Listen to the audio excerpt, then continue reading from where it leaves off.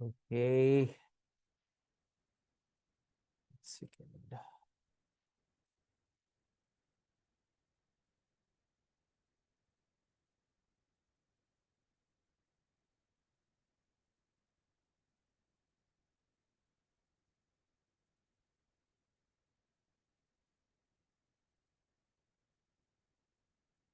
Perfect. Good evening. Am I audible and visible?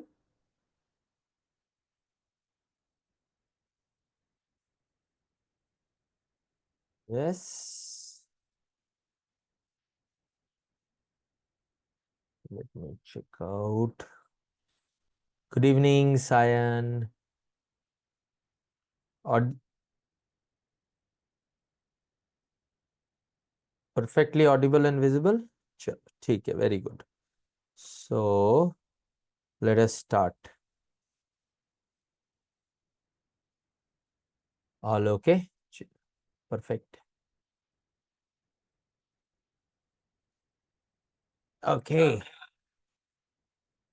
So, what we are going to do today is descriptive writing one.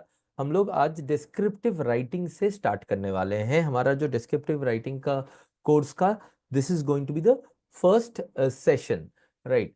And कुछ चीजें मैं पहले इसके जो है I'll keep it on the front so that all of you understand that what is the agenda of this whole course and this lecture as such, right?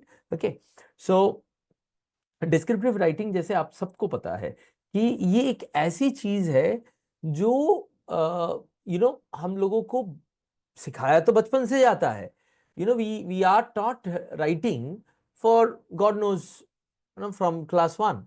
But the point is that when it comes to writing in professional competitive exams such as these, we sort of fumble and we are not able to give our best. There are two issues that we normally face. Either we write a lot and but the crux of the matter or the data inside it or the concepts inside it, logic inside it is more or less repetitive, right? Or we are not able to write a lot. We write very less. हमें समझ में नहीं आता है कि हमें लिखना कितना चाहिए. हमें कम लिखना चाहिए, ज्यादा लिखना चाहिए. कुछ लोगों को प्रॉब्लम आता है ज्यादा लिखने का, कुछ लोगों को प्रॉब्लम आता है कम लिखने का, राइट? और ये दोनों प्रॉब्लम सॉल्व करने बहुत जरूरी है. हर एक का अलग अलग नजरिया होता है. कोई ज्यादा लिखता है, कोई कम लिखता है. और कभी कभी सिचुएशन के बेसिस पे, हमारे उस पर्टिकुलर चीज की नॉलेज और कॉन्सेप्ट के बेसिस पे भी हमारा ज्यादा कम जो है डिफर करता रहता है. तो ये तो पहला इशू होता है. एसबीआई पीओ, आईबीपीएस पीओ, जितने भी बैंकिंग एग्जाम है, for that matter RBI grade B also, इन लोगों के डिस्क्रिप्टिव का जो नेचर है ये थोड़े से फर्क है सब सब में. पिछले बार तक आईबीपीएस पीओ, एसबीआई पीओ जो था सेम था, बिकॉज स्कोर में फर्क था, लेकिन the type of things that had been asked was more or less similar. Letter पूछते थे, ऐसे पूछते थे. इस बार the SBI PO has said that it would go beyond that and ask all the stuff that might not be included in that only essay and only letter वाला part. और RBI grade भी तो आपको पता ही है कि अलग अलग चीजें पूछता है. ऐसे पूछता है reading comprehension, subjective reading comprehension पूछता है, प्रेसी पूछता है, सिचुएशन एनालिसिस पूछता है. और इनमें से कुछ चीजें जो है एसबीआई के नोटिफिकेशन में भी आया है, राइट? रितेश, यस, क्वेश्चन डाल दो, अपना क्वेश्चन. आप लोग भी अपने अपने अपने जो डिस्क्रिप्टिव लेके जो डाउट्स है, जो क्वेश्चंस है, you shoot off, because this is being the first class of our descriptive course. We should be on the same page. मेरे दिमाग में जो है, मेरा जो एजेंडा है, वो तो हम लोग करेंगे ही करेंगे, बट आपके दिमाग में जो है वो भी करेंगे. Yes, good evening, good evening, good evening everyone. Yes, या तो वो भी हम लोग करेंगे. Good evening SS. तो तो अगर कोई क्वेश्चन है आपका, जो स्पेसिफिक, जो इश्यू आप फेस करते हो, जो प्रॉब्लम आप फेस करते हो, वो यहाँ पे मैसेज में डालो. हाँ, तो तब तक मैं क्या कह रहा था कि ये जो तीन मेजर एग्जाम है जहां पे आप लोग अगर banking, good evening Vasanti, if you are those guys who sort of are preparing for the banking exams, so you will get 3 exams where descriptive is asked: SBI PO, IBP SPO, and the RBI Grade B exam. तो अब that is why, that is what we will do is that हम लोग जो preparation करेंगे वो obviously SBI PO के लिए तो डायरेक्टली रेलेवेंट होगा ही होगा, पर आगे जाके अगर आप RBI grade B, IBP SPO में भी यूज करना चाहते हैं, ये एकदम डिट्टो जो जो हम लोग पढ़ेंगे, जिस तरह से हम लोग मैं आपको सिखा दूंगा उस तरह से जाके वहां पे लिख देंगे, तो भी you would do a much much better job than your competition. ठीक है? हाँ, रितेश, देखो, एसबीआई क्लर्क मेंस ऑलमोस्ट सबका ही है। So what we I have, मैंने क्रिटिकल रीजनिंग के क्लास में भी बोला था, what I have planned is, क्यों मैंने फिर भी इंसिस्ट किया अभी आज से चालू करने का, उसका एक बहुत मुझे पता था कि there are so many students who are enrolled in this course. नमस्ते Prachi, good evening. There are so many students who are enrolled in the course, लेकिन आज अटेंडेंस बहुत कम रहेगी, मुझे पता है, बिकॉज एसबीआई क्लर्क मेंस है। But why it is important to start today, मैं आपको बता देता हूँ। शायद आप क्रिटिकल रीजनिंग क्लास में नहीं थे तो इसीलिए आपको पता नहीं चला, लेकिन मैं आपको एक्सप्लेन कर देता हूँ सबके लिए आज। देखो, डिस्क्रिप्टिव राइटिंग एक तो एसबीआई पीओ में 50 मार्क्स का है, मेंस के एडिशन, पीओ मेंस के एडिशनल मार्क्स में वो जुड़ेगा। दूसरी बात, डिस्क्रिप्टिव राइटिंग एक ऐसी चीज है जो प्रैक्टिस से बेटर होता है। इसमें कॉन्सेप्चुअल क्लैरिटी आपको एक लेवल तक लेके जाएगा, लेकिन वो 30-40% तक रहेगा। And then when you practice on दो दैट क्लैरिटी, तभी जाके आपका वो बन पाएगा, right? There is every chance, chance है कि एसबीआई पीओ 25th 26th इस पीरियड में हो जाए।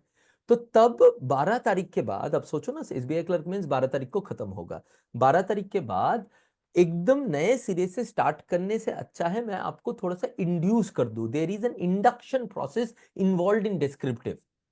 Honestly, I would have wanted to have this over another 7-10 days long period. तो अभी से मैंने चालू किया, अल्टरनेट डे में क्लास लेके आप लोगों को करना चाहता था, बट एसबीआई क्लर्क मेंस बीच में फंस गया, अब सबका वो एग्जाम है। So what I have decided now is कि आज का class, because this is the first class, और इसमें I want to have an idea about आप लोग कहाँ कहाँ पे प्रॉब्लम में फंसते हो, इसलिए लाइव इंटरैक्टिव क्लास करेंगे, राइट? फ्राइडे का क्लास जो मैंने सोच के रखा है वो ये है कि आपको मैं रिकॉर्ड करके दे दूंगा, आप अपने हिसाब से उसको अपने टाइम के हिसाब से देख लीजिएगा। यही 2 क्लास में एसबीआई क्लर्क मेंस से पहले मैं चाहता हूं आप सब देख ले, बिकॉज मैंने इसको ऐसे ओरिएंट किया है ताकि आपको इसमें भी आपके क्लर्क मेंस के प्रैक्टिस के साथ साथ भी आपका डिस्क्रिप्टिव होते रहे, लेकिन 15 मिनट्स देना पड़ेगा आपको हर दिन अगले 7 दिन तक। 15 मिनट तो दे पाओगे ना डिस्क्रिप्टिव के लिए। इससे होगा क्या, you will all be initiated. तो जब मैं क्लर्क मेंस के बाद I would start your training of descriptive, you guys would be much more ahead than those people who would be starting on that day, right? यार ये competition है, competitive spirit से ही चलना पड़ेगा, आगे तो निकलना पड़ेगा ना। That's the reason why I insisted. हाँ, सायन कह रहे हैं कि उनका एक प्रॉब्लम है स्पेलिंग मिस्टेक, स्पेलिंग मिस्टेक होता है, ठीक है, okay, let me see what we can do about it. Any other issue that you guys face in descriptive? बाकी जो भी है, if you have any issues in descriptive जो आपको लगता है आपने ट्राई किया और आपसे इशू हो रहा है, वो दीजिए। हो सकता है कि सर कंटेंट नहीं आता है ऐसे में दिमाग में, प्रेसी या समरी लिखते वक्त I don't know what to take what to leave, कुछ भी हो सकता है, वो सोच के आप यहाँ पे डालिए। जितने प्रॉब्लम्स आप बोलोगे उतने सोल्यूशन मैं आपको दे सकता हूं, isn't it?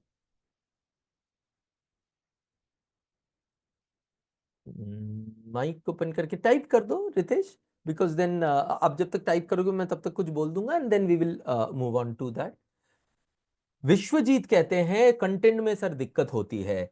Very good, content का दिक्कत आज मैं आप लोगों का खत्म करने का रास्ता दिखा दूंगा। खत्म तो प्रैक्टिस से होगा, ये मैं कर दूंगा आज, ये मेरे एजेंडा में आज है। and it's going to help you in your, even in your objective exams you will see, right? Any other issues, type it in. अब यहाँ पे starting problem, very important. Vasant is saying ki, sir, how do I start writing? How do we start, right? This is something that I am going to tell you how to start today on the perspective of essays. I am going to tell you बाकी चीजों में कैसे start करना है, उससे idea भी आएगा, और फिर जब सब्सिक्वेंट क्लासेस में we will discuss those things, then you will also get right. Very good. Starting problem, यही यही चीज तो मैं चाहता था आज, कि योर स्पेसिफिक प्रॉब्लम्स जो सामने आए. सर मैं एसेज लिखने बैठता हूं तो ब्लैंक हो जाता हूं. Very good.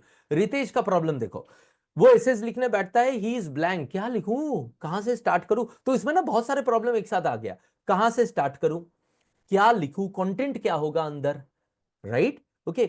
अब ये सारे जो इश्यूज है, इनको एक साथ कैसे सॉल्व करें. सो रितेश, आज का क्लास जो है एंड तक अटेंड करना एंड देखना, और मैं लास्ट में आप लोगों को पूछूंगा, आपको भी, विश्वजीत को भी, कि आपका कंटेंट का प्रॉब्लम, ऐसे स्टार्ट करने का प्रॉब्लम, और वसंती को भी, कि ये दो तीन जो प्रॉब्लम आप लोगों ने स्टेट किया, is it getting solved or not, right? Okay. CVI credit officer exam है, उसमें उसमें भी काम आएगा, ऑब्वियसली काम आएगा एकदम, सोचो मत.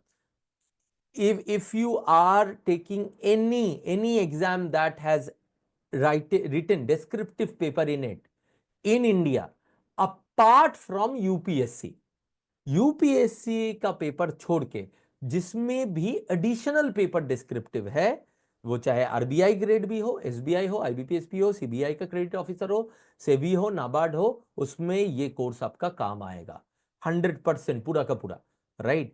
Because this I am going to give this course to that level जहां पे आपको ये सारे एग्जाम के डिस्क्रिप्टिव काफी हैंडलेबल लगेंगे. Having said that, there is there is one thing that is very problematic in sorry, not problematic but very different in UPSC and UPSC related exams में, वहां पे जो आंसर्स लिखने होते हैं उसका नेचर अलग होता है, राइट? यहां से काम तो आएगा, लेकिन वहां पे आपको अलग तरीके से उसकी ट्रेनिंग भी लेनी पड़ेगी.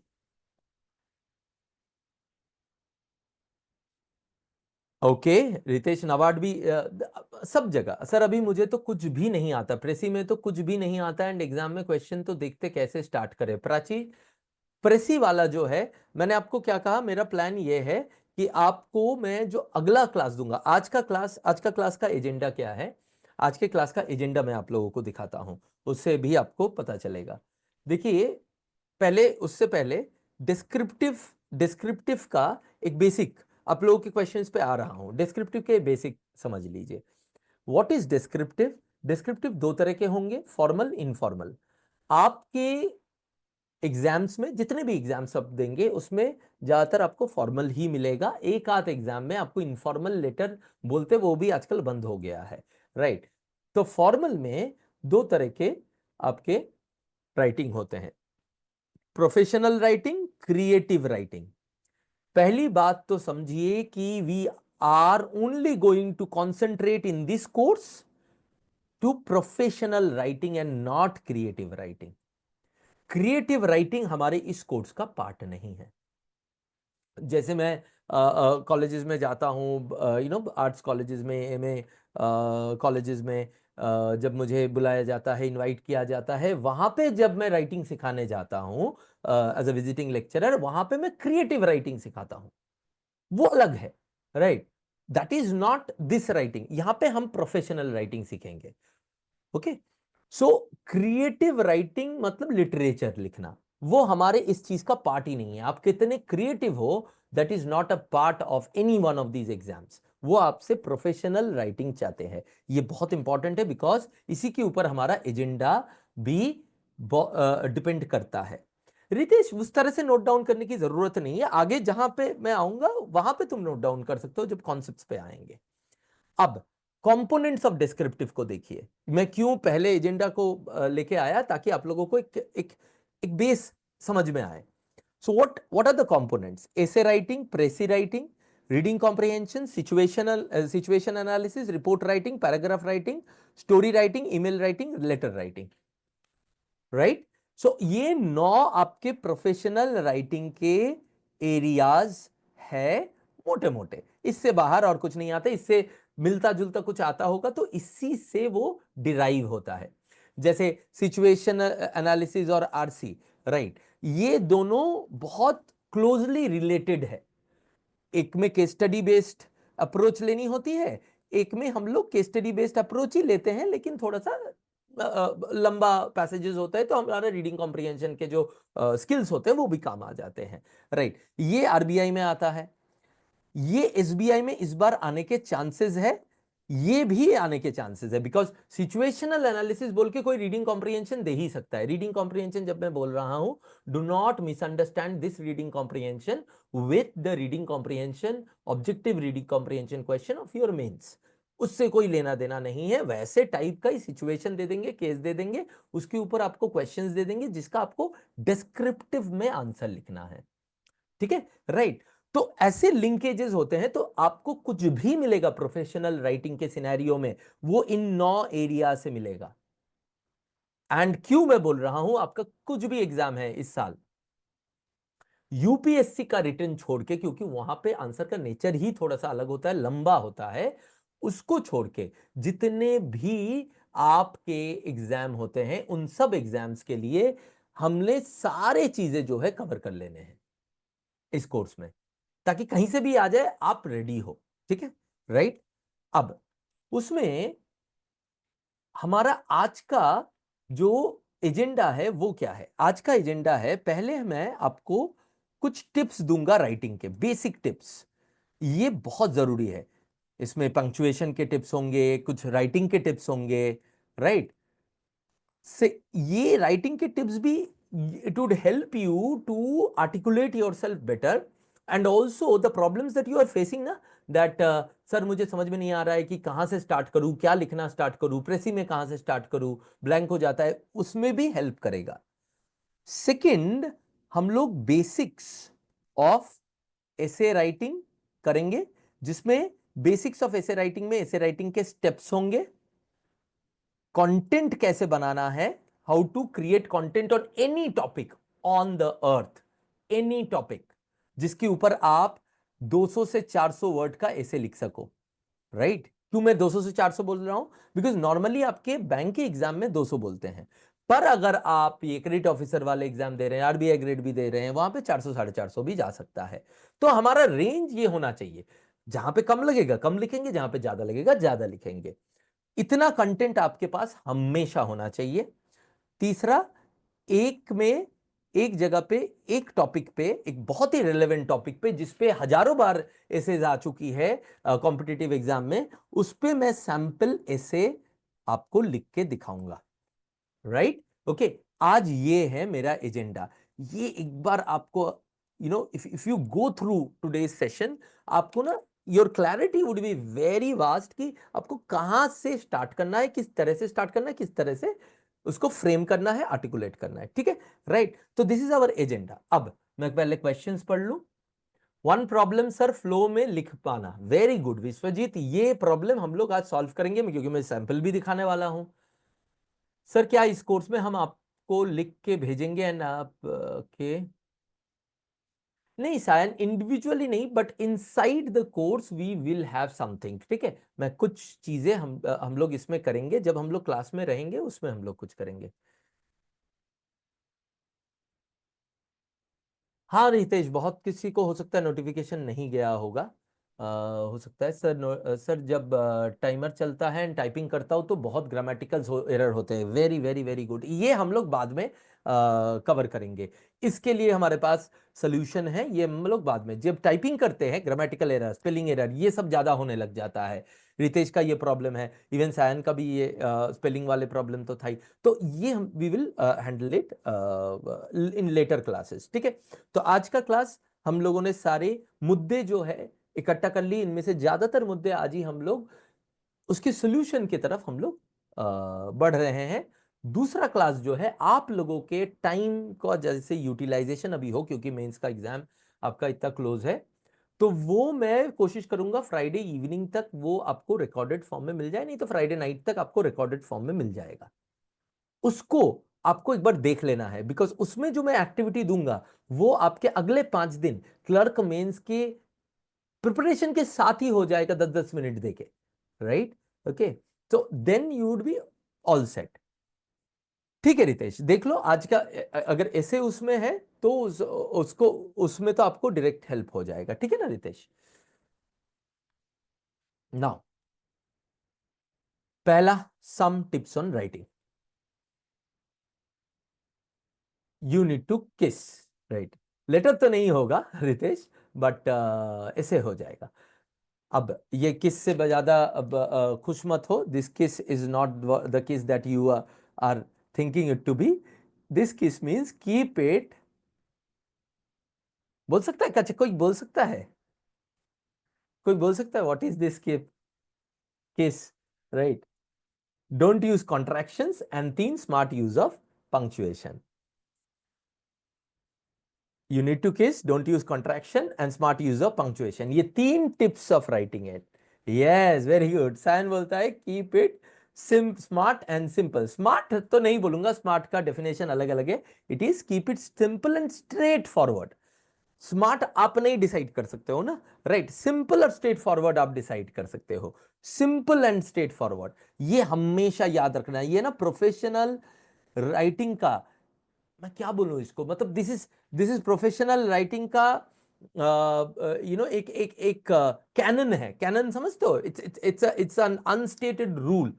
Never meander in professional writing. Meander समझते हो? मियंडर का मतलब होता है इधर उधर की बातें मत करो, मुद्दे की बात करो, पॉइंट की बात करो।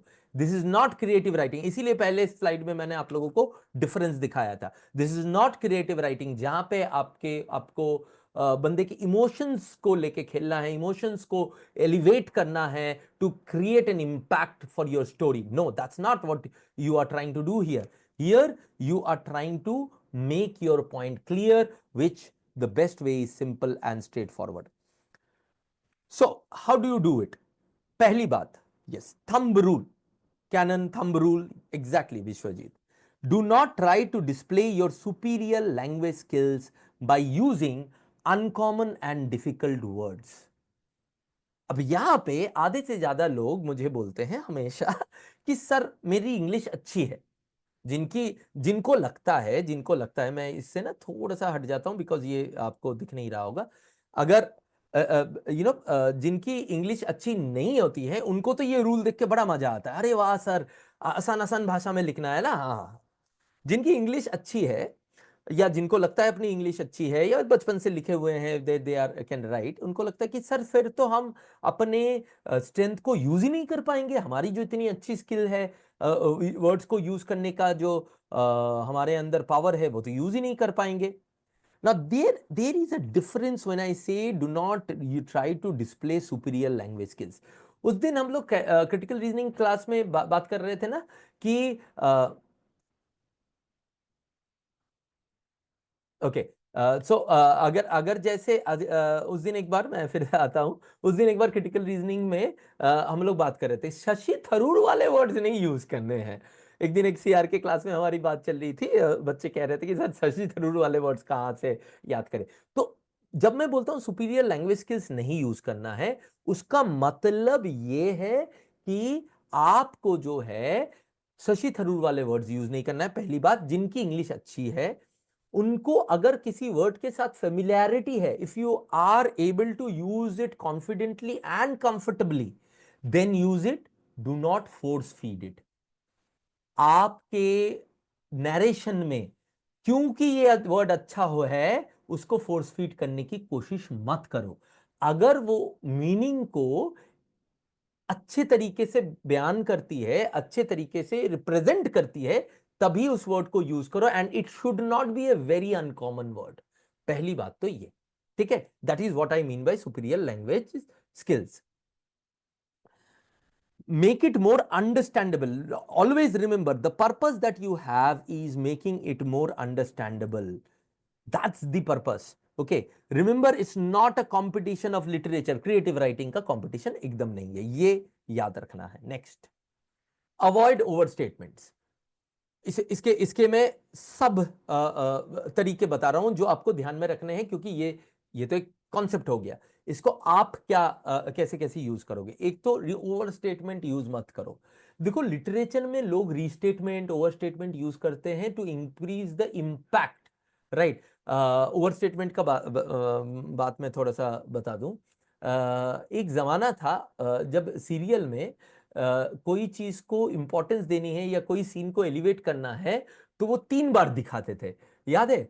किसी ने कोई बात बोल दिया तो सास ऐसे देखती थी, 1 2 3, तो इम्पैक्ट बढ़ता था। आजकल वो कॉमेडी हो गया है, बट इस तरह से बढ़ता था ना।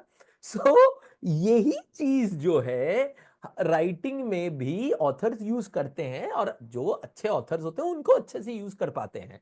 ओवर स्टेटमेंट या ऐसे रिपीटेशन ऑफ सीन, सीरियल वाले अभी कॉमेडी बन गया है, हाँ, with background music, but cinema में अभी भी यूज होता है और कभी कभी वो अच्छे एलिवेट कर देते हैं सीन को। बट यहां पे उसकी जरूरत नहीं है। कभी आपने देखा है कोई अच्छे पॉडकास्ट डिस्कशन में लोग ऐसे 3 बार एक चीज को रिपीट कर रहे हैं? अच्छा cut to cut podcast discussion में कभी नहीं देखा होगा, बिकॉज वो उसके पर्पस को ही ड्रैग डाउन कर देगा। Second, focus on reasons and example and not your self. अपने ऊपर नहीं, even when you are writing a letter, when you are writing an email, focus on the reason and example and not your requirement and not what you are, right?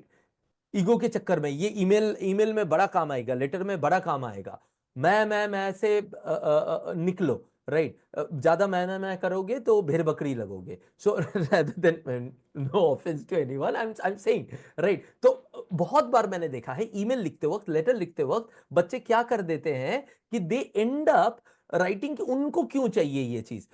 DM को letter लिख रहे हैं या email लिख रहे हैं कि हमारे इस एरिया में ये फैसिलिटी चाहिए, तो मुझे मेरा ये प्रॉब्लम है, मेरा ये है। अरे भाई, तू कौन है डीएम के लिए?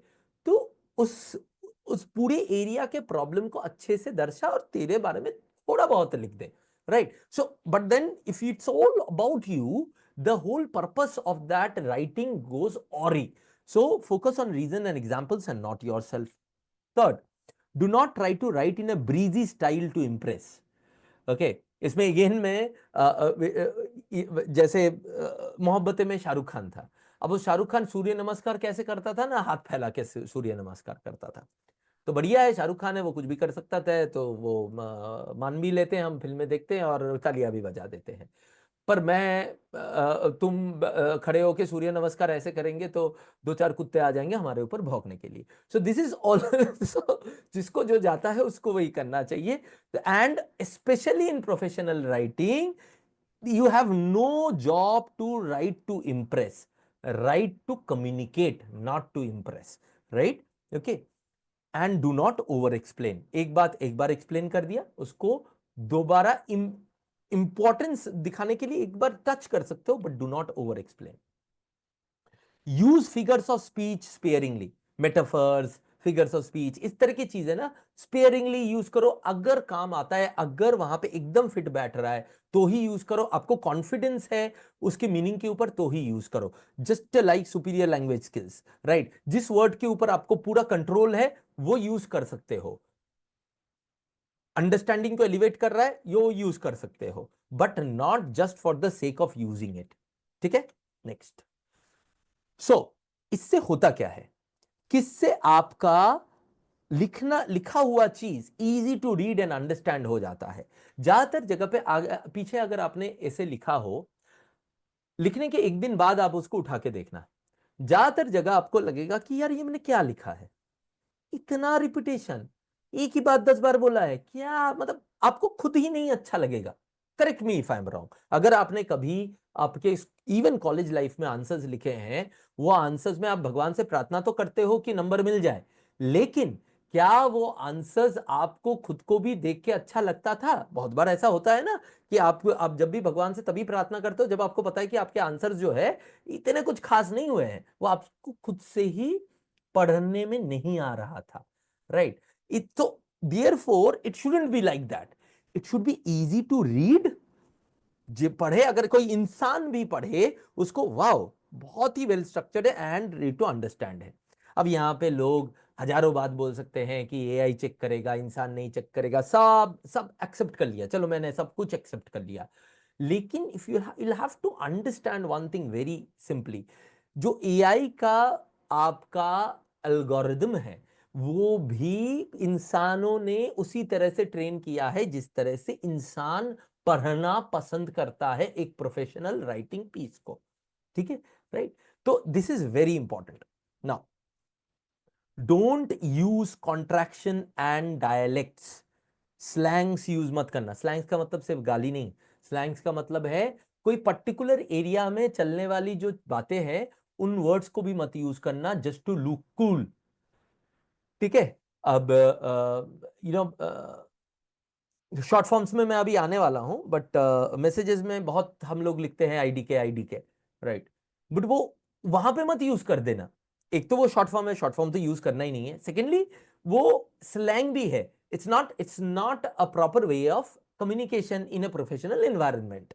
Okay, so these are things that you have to keep in mind. Don't use contraction मतलब डोंट का डू नॉट लिखना है, डू नॉट का डोंट नहीं लिखना है। इजेंट का इज नॉट लिखना है, इज नॉट का इजेंट नहीं लिखना है। हाँ, एलओएल, लाफ आउट लाउड, वो भी इस तरह का एक स्लैंग ही है रितेश, सही बात है ना? यस सायन, एकदम सही। तो अब ये डोंट फॉर ये कॉन्ट्रैक्शंस हो गए, नेक्स्ट हो गए, तो ये करना नहीं है, ये मैंने काट दिया, ये नहीं करना है। Do not use local slangs, ये मैंने ऑलरेडी बता दिया आपको। अब आ जाते हैं पंक्चुएशन। ये जो किसका ये वाला पार्ट है ना, easy to read easy to understand बनाता है। अब यहां पे आ जाता है पंक्चुएशन के ऊपर। अच्छा, बहुत बार आप लोगों ने डोंट लिखा है ना, दिस इज अब आपको समझ में आ गया कि दिस इज रॉन्ग। इससे और एक चीज अच्छा होता है, वर्ड काउंट भी बढ़ जाता है। साइन कहता है यार वर्ड काउंट बढ़ाने की प्रॉब्लम में मत सोचो ही मत। जितना वर्ड काउंट है वो आराम से आज क्लास के एंड तक आपका वर्ड काउंट उल्टा हो जाएगा। ऐसा हो सकता है कि आपके पास इतने सारे कंटेंट हो गए कि क्या छोड़ के क्या लिखोगे वही आपको समझ में ना आए। उसका भी सोल्यूशन मैं बोल दूंगा, बट ऐसा हो सकता है। शॉर्टकट फॉर्म भी नहीं लिख सकते सर। नहीं, देखो, किसी ऑर्गेनाइजेशन का नाम शॉर्ट फॉर्म में लिख रहे हो तो that is not a sale है, मतलब स्टील अथॉरिटी ऑफ इंडिया, उसको लिख रहे हो तो कोई ऐसी कोई उसमें गलत बात नहीं है, राइट? मैं शॉर्ट फॉर्म की बात कर रहा हूं जहां पे हम लोग किसी वर्ड को शॉर्ट फॉर्म में यूज कर रहे हैं। ठीक है, बहुत बहुत एक्सेप्टेड शॉर्ट फॉर्म, कोई ऑर्गेनाइजेशन का नाम, ओलंपिक एसोसिएशन का नाम, वो सब यूज कर सकते हो, उसमें कोई दिक्कत नहीं। कोई रिपोर्ट का बड़ा नाम है, एसर रिपोर्ट जैसे, बहुत बार हम लोग लिखते वक्त एसर रिपोर्ट कोट करते हैं, तो उसमें आप लिख सकते हो। इस तरह के शॉर्ट फॉर्म चलते हैं, प्रोफेशनल शॉर्ट फॉर्म्स चलते हैं, राइट? खुद के बनाए हुए नहीं। अब पंक्चुएशन, पंक्चुएशन में there are two major areas, two types of punctuation. देखो, ये जो अगला अगला जो स्लाइड होने वाला है, this is the basic of writing my dear friend. ये मुझे पता नहीं आप लोगों ने स्कूल में पढ़ा है कि नहीं पढ़ा है, बट कम से कम हमारे हमारे टाइम में स्कूल में ना ये ऊपर ऊपर से पढ़ा दिया जाता था। एंड आगे भी मैंने बहुत सारे बच्चों को जब पढ़ाया मैंने देखा कि उनको भी ऊपर ऊपर से पढ़ा दिया जाता था, and therefore they never knew कि कौन सा पंक्चुएशन कहाँ पे यूज करना चाहिए। और उसके वजह से हमारे पंक्चुएशन लिखने के टाइम पे पंक्चुएशन में बहुत सारे एरर जो है आ जाते हैं, राइट? तो पंक्चुएशन में दो तरह के पंक्चुएशन होते हैं, टर्मिनल एंड पॉजेस। ठीक है, ब्रॉड ब्रॉड इतना आपके लिए जरूरी है, क्रिएटिव राइटिंग में जाओगे तो फिर और डिटेल में जाना चाहिए। टर्मिनल में तीन पंक्चुएशन आते हैं, फुल स्टॉप जिनको हम पीरियड भी कहते हैं, क्वेश्चन मार्क और exclamation mark. These are used for ending a sentence. ठीक है, पॉजेस के लिए आपके पास चार मोटे मोटे आपके पास पंक्चुएशन है, कॉमा, सेमीकोलोन, कोलोन एंड हाइफन। ठीक है, डैश बोलते हो, हाइफन बोल दो, एक ही बात है, राइट? ये चार है। इसके बारे में तो आप सबको पता ही है। अगर आपको कोई सेंटेंस एंड करना है, असर्टिव सेंटेंस, तो आप फुल स्टॉप लगा के यूज करते हो। आपको क्वेश्चन मार्क तब यूज करना होता है जब आपको कोई इंटरोगेटिव सेंटेंस एंड करना होता है, राइट? और आप एक्सक्लेमेशन मार्क लगाते हो जब आपको कोई एक्सक्लेमेटरी सेंटेंस एंड करना होता है।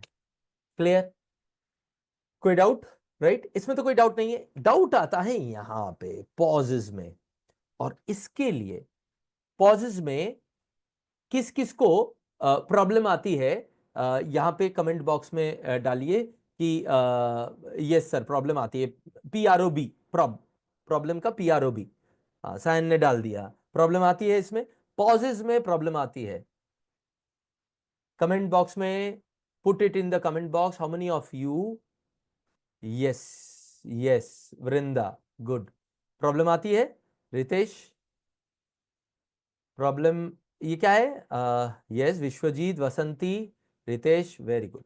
ठीक है, अब अगला जो स्लाइड है ध्यान से देखना, हो सकता है इस स्लाइड का आपको आप अपना एक अपने सामने भी रख दीजिएगा, बट ये स्लाइड आपके पूरे लाइफ में काम आने वाला है। सिर्फ इस इन एग्जाम आगे जाके जब आप लिखोगे तब आपको पंक्चुएशन तो ठीक लिखना पड़ेगा ना प्रोफेशनल राइटिंग पे।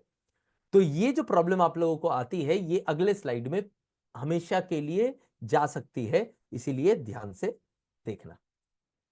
यूजिंग पंक्चुएशन स्मार्टली, इसके लिए हम लोग स्टार्ट करेंगे पॉज पंक्चुएशन से। पहला है कॉमा। कॉमा भाई साहब कब लगते हैं, when do we put comma, एक एक करके जाते हैं। The first use of comma is to separate items in a list, like I like reading, comma, traveling and cooking. तो कॉमा ने क्या किया, एक लिस्ट है जिसको मुझे डिवाइड करना है, इसलिए मैंने कॉमा को लगाया। ठीक, right. Second, to separate words that are not part of the sentence, उस सेंटेंस से अलग है, राइट दिखा रहा हूं। Surprisingly comma India lost the series, India lost the series main sentence है, इसके ऊपर एक इमोशन दिखाने के लिए हमने सरप्राइजिंगली किया, बट मेन सेंटेंस तो इंडिया लॉस्ट द सीरीज है, इसीलिए सरप्राइजिंगली के बाद कॉमा डाल दिया। ठीक है, वो जो डियर सर के बाद कॉमा आता है, डियर मैम के बाद कॉमा आता है लेटर में, सैल्यूटेशन के बाद या ईमेल में, वो इस तरह का कॉमा है, to separate words that are not part of the larger sentence. Clear है, right. Next, to separate linking words, अब ये ध्यान से देखना, तीन अलग अलग एग्जाम्पल दूंगा मैं। Ray's Pather Panchali is a great movie. Now ये obviously I am talking about Satyajit रे।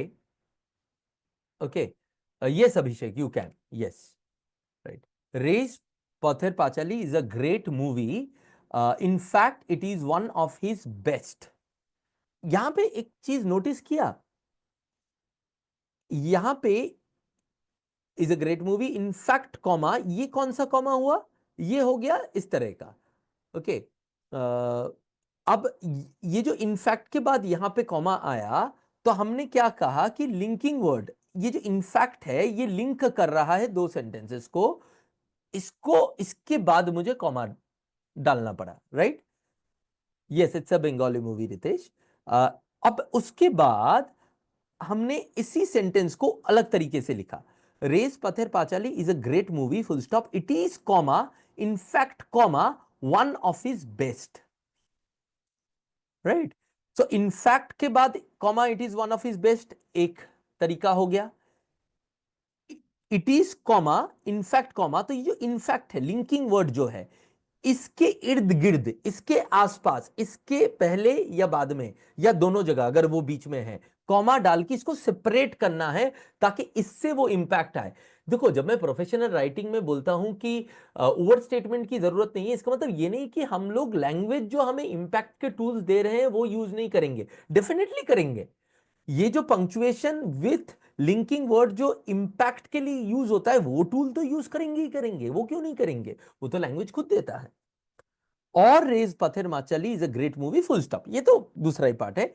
यहां it is one of his best comma in fact, तो इनफैक्ट जो कि हमारा लिंकिंग वर्ड था वो सामने आता तो उसके बाद कॉमा जाता सेपरेट करने के लिए, अगर बीच में आता तो आगे पीछे दोनों जगह पे कॉमा आता, और अगर एंड में आएगा तो पहले उसके पहले कॉमा आएगा। तो this is another use of comma, remember that. अब टू जॉइन क्लॉजेस, अच्छा इसमें और एक चीज है, जब कॉमा पैरेंथेसिस की तरह यूज होता है या ब्रैकेट की तरह यूज होता है जैसे यहां पे, इसका मतलब यह भी होता है कि यहां पे जो चीज है वो एडिशनल है, वो एडिशनल है, लिंकिंग वर्ड है एडिशनल हो ही सकता है, इसके बिना भी इस सेंटेंस का एक कॉन्टेक्स्ट बनता है, it is one of his best, right. Okay, ये भी याद रखना। एडिशनल डेटा के लिए भी हम उसको बीच में डाल के कॉमा से सेपरेट कर सकते हैं। टू जॉइन क्लॉजेस, अब देखो, इंडिपेंडेंट क्लॉज कॉमा कंजंक्शन के बाद इंडिपेंडेंट क्लॉज 2, पहला इंडिपेंडेंट क्लॉज फिर दूसरा इंडिपेंडेंट क्लॉज। कैसे? The company offered Raju Rastogi the job, पहला इंडिपेंडेंट क्लॉज अपने में ही इंडिपेंडेंट है, कॉमा, अब मैं डिटेल में नहीं जाऊंगा इंडिपेंडेंट क्लॉज क्या होता है, इतना बेसिक ग्रामर आपको आता है आई वुड अज्यूम, नहीं तो यहां के कॉन्टेक्स्ट से समझ लो क्योंकि अभी वो सीखने का टाइम नहीं है। कॉमा एंड ही एक्सेप्टेड ही, ये दूसरा इंडिपेंडेंट क्लॉज। तो यहां पे कंजंक्शन आ गया। तो एक इंडिपेंडेंट क्लॉज को दूसरे इंडिपेंडेंट क्लॉज के साथ अगर मैं ज्वाइन कर रहा हूं विद कंजंक्शन, तब हमारा कॉमा आता है। Next, dependent clause comma independent clause without conjunction. If it rains the ground gets wet, देखो यहां पे the ground gets wet is the independent clause और ये डिपेंडेंट क्लॉज जो है उसके बाद कॉमा आ रहा है, ठीक, right. Next, independent clause no comma dependent clause, जैसे the ground is wet if it rains, कोई कॉमा नहीं आता है, ये नो कॉमा केस है। अगर इंडिपेंडेंट क्लॉज पहले लिख रहे हो, कंडीशन बाद में लिख रहे हो, तो तब कॉमा की जरूरत नहीं है, नो कॉमा। अगर कंडीशन पहले लिख रहे हो एंड आप जो है इफेक्ट जो है बाद में लिख रहे हो, तब कॉमा की जरूरत है, ठीक है। Next, clause no comma essential relative clause, अब मैं बता रहा हूं, Akshay is the actor who got national award in 2017, ये है रिलेटिव क्लॉज का हु। रिलेटिव क्लॉज किससे आता है? जब मैं रिलेट करके करता हूं, तो ये रिलेटिव क्लॉज बनाने वाला हु ही है। तो who got national award in 2017, Akshay is the actor who got national award, इसमें कोई कॉमा की जरूरत नहीं है। तो आपको मैंने दो नो कॉमा केसेस दिखा दिए, ये और ये। Next, clause 1 comma non essential relative clause comma clause 2, ये मैंने ऑलरेडी आपको बता दिया कि बीच में अगर कोई क्लॉज है ब्रैकेट्स के अंदर, तब वो एडिशनल इंफॉर्मेशन है, इसीलिए इसको नॉन एसेंशियल रिलेटिव क्लॉज बोलते हैं, एडिशनल इंफॉर्मेशन भी बोलते हैं। जैसे कि एग्जांपल के तौर पे, in 1869 comma when Gandhi ji was born comma India had been taken over by the British crown. अब यहां पे देखो, ये एडिशनल इंफॉर्मेशन है, नॉन एसेंशियल रिलेटिव क्लॉज है, नॉन एसेंशियल है। हमारा मेन सेंटेंस क्या है दोस्त? In 1869 India had been taken over by the British crown. इसमें क्योंकि हो सकता है कि पैराग्राफ में गांधी जी के बारे में हम लोग बात कर रहे हैं, इसीलिए हम लोगों ने इसको एडिशनल क्लॉज की तरह यूज कर लिया है। बट अगर उसको इस तरह से यूज करना है, मेन सेंटेंस के पार्ट ना बना के, तो तब आपको यहां पे उस क्लॉज को दो कॉमा से पैरेंथेसिस करना पड़ेगा, मतलब ब्रैकेट्स की तरह इसको ट्रीट करना पड़ेगा, अलग करना पड़ेगा। Is it clear? राइट। तो ये हो गया आपके कॉमन कॉमा का यूसेजेस। अब सेमीकोलन का usages. To join clauses, join clauses में भी सेमीकोलन यूज होता है, जैसे कि सेम मैंने एग्जांपल लिए ताकि आप लोगों को कनेक्ट दिख जाए। The company offered Raju Rastogi the job semicolon he accepted it. Same जो यहां पे कॉमा का यूज था, वही सेमीकोलन का यूज है। बोलने के टाइम पे पॉज ज्यादा लगेगा और दिमाग में भी पॉज ज्यादा लगेगा, बस। टू जॉइन सेंटेंसेस, अगर मैं पीरियड नहीं देना चाहता हूं और हल्का पॉज देना चाहता हूं, जैसे the Ray's Pather Panchali is a great movie semicolon, in fact comma it is one of his best. अब आप पूछ सकते हो सर कौन सा सही है, पहला वाला या ये वाला? दोनों सही है।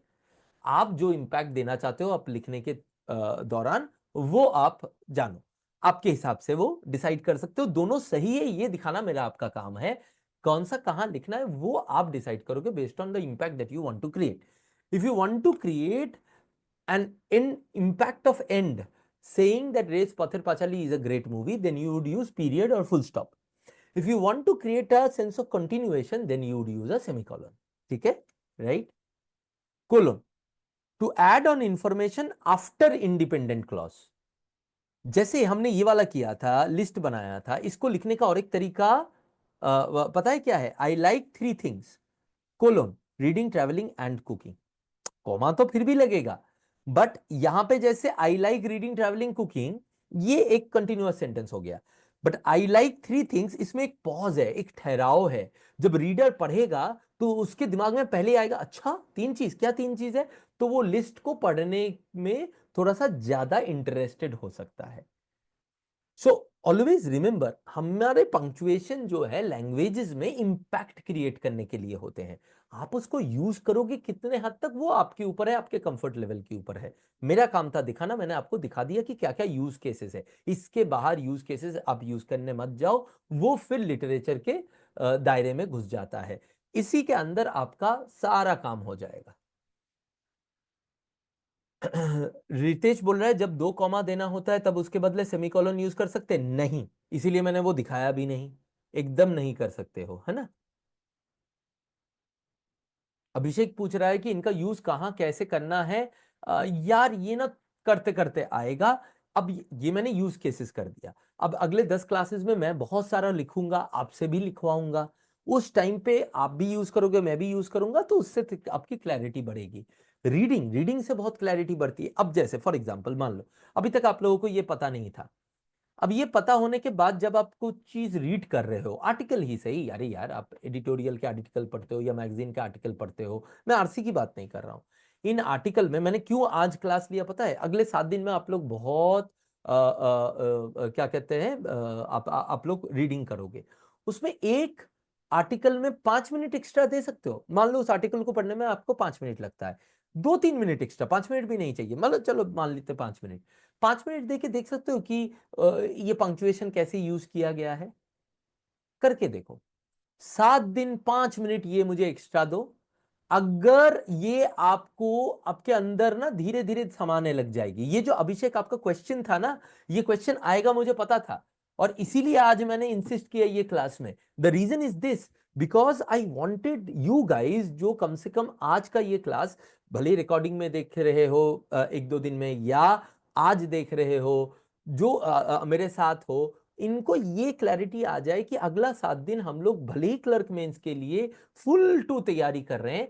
जस्ट 15 मिनट आज के क्लास के बेसिस में मैं 5 मिनट का काम दूंगा दिन का, अगले क्लास में 10 मिनट का काम दूंगा। ये 15 मिनट के काम से ही मैं डिस्क्रिप्टिव में 20% अगर आगे बढ़ जाऊं तो दिक्कत थोड़ी ना है यार। That would be an advantage for you ना, इसीलिए मैं ये कर रहा हूं, राइट।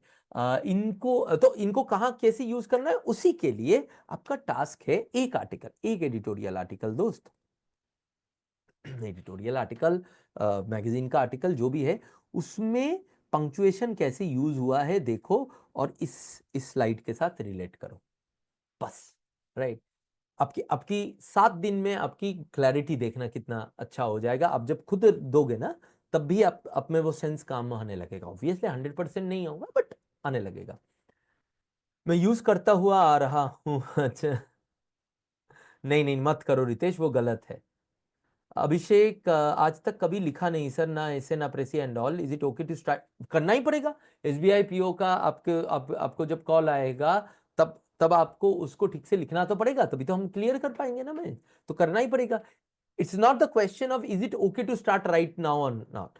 हम लोग अभी कोर्स इसीलिए ही कर रहे हैं कि अभी से स्टार्ट करके हमें एग्जाम तक कम से कम उस लेवल पे चले जाना चाहिए जहां पे I am not as a disadvantage, उल्टा मेरा कुछ ना कुछ कॉम्पिटिटिव एडवांटेज रहे दूसरों से।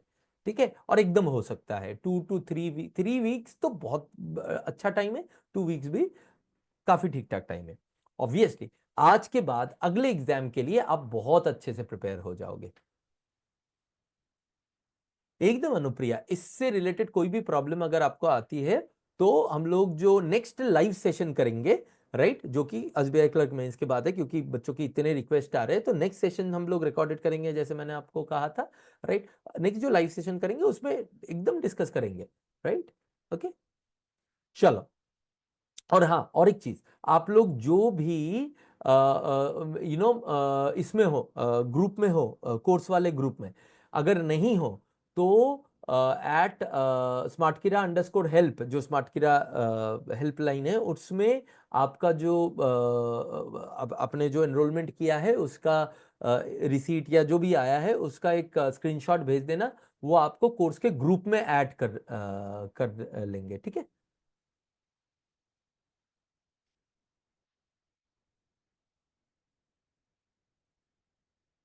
ठीक।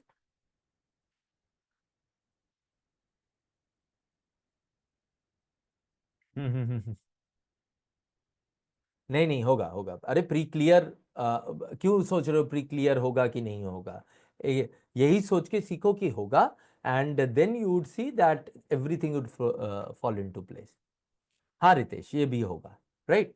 अब यहां तक क्लियर है? अभी तक जो मैंने बोला ऑब्वियसली यूज करने वक्त का मिल नहीं करना है, मैं बता रहा हूं आपको।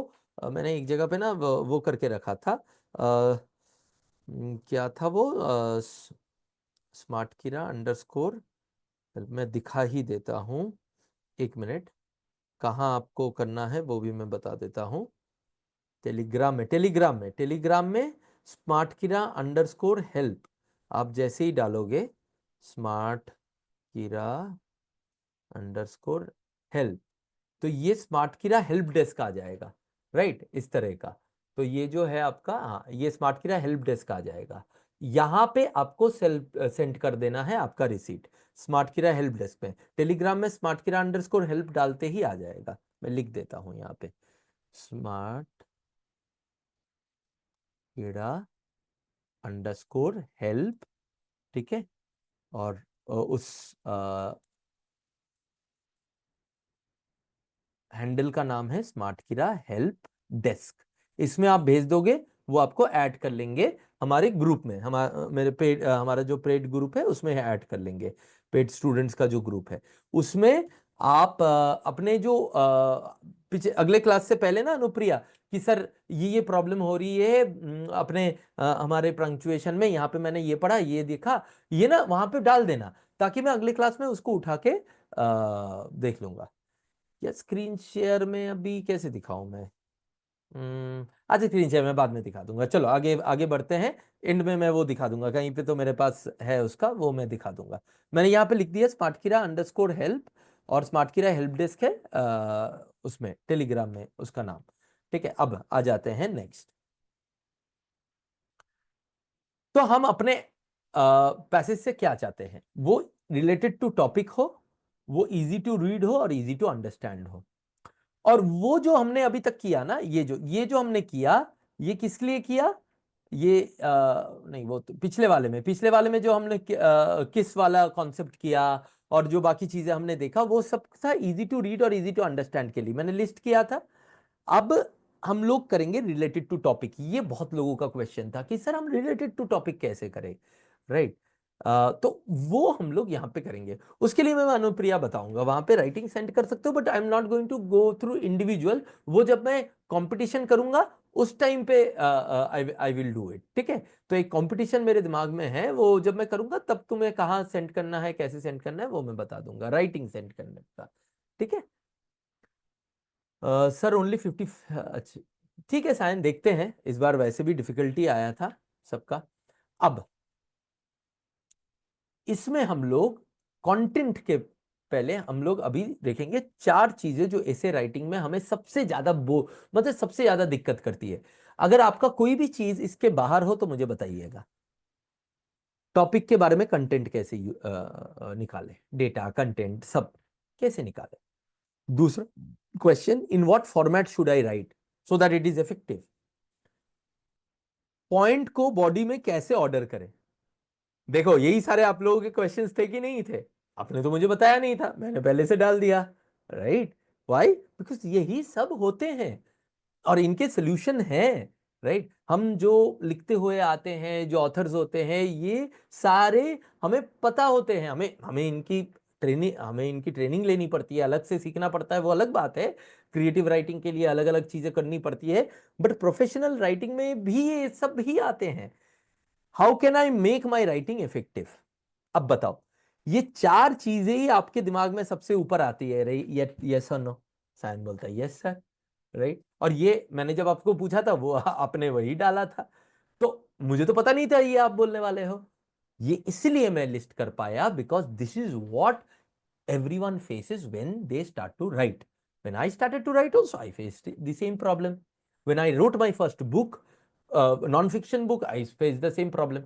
When I wrote my first fiction book, then I also faced the same problem in a creative way, right? Okay, तो अब इनके एक एक करके हम लोग सोल्यूशन देखते हैं। पहला, डेटा, जो कि आज का सबसे बड़ा हमारा काम है, कंटेंट। कंटेंट के ऊपर जो काम है वो है टी एनालिसिस से हम लोग अपने डेटा को लाएंगे किसी भी ऐसे टॉपिक के ऊपर। मैं सैंपल भी दिखाऊंगा, लेकिन थोड़ा सा एक बार समझने की कोशिश करो। मैं इसका कॉन्सेप्ट बता दूंगा, फिर मैं करके दिखाऊंगा, right? Sir you have to master us how to write any topic. अरे कर देंगे, देख तो आराम से हो जाएगा रितेश। जो मैं देने वाला हूं ना, ये मेरे किताब, जो मेरी पहली जो किताब थी जीडीपीआई हैंडबुक, उसमें one of the first thing जो मेरे पेटेंटेड, ये मेरी पेटेंटेड, ये किसी और की नहीं है, ये मैंने खुद बनाए हुए कॉन्सेप्ट्स है, जो कि बहुत बहुत जगह पे फिर यूज हुआ बाद में मेरे से परमिशन लेके। बहुत लोग तो मेरे से बिना परमिशन लेके ही यूज कर देते हैं। अब इतना बड़ा आदमी तो है नहीं उनके ऊपर केस ठोक कर सकूं, पर ठीक है, यूज कर देते हैं। थोड़ा क्रेडिट दे देते तो अच्छा होता, सबको पता चलता कि मैंने निकाला है ये। एनीवेज, वो अलग बात है। But T analysis is something that has helped thousands and thousands of students of mine to write amazingly well in across exams. अब देखो वो कैसे होता है। टी एनालिसिस का मतलब होता है, एक टी की तरह हम एनालिसिस करेंगे। मतलब एक टॉपिक है मान ले, है ना? तो टॉपिक में there are two levels to it. One is the depth of the topic, another is the breadth of the topic. So the breadth of the topic is one part and the depth is another part, and that's why it is called T analysis. How? I get helps analysis creates a lot of data across the board, and keyword analysis creates the depth and makes it more relevant for the topic. कैसे बता रहा हूं। आई get helps का मतलब क्या है? आई get helps तो एक शॉर्ट फॉर्म है जो मैंने क्रिएट किया था ताकि आप लोगों को याद रहे।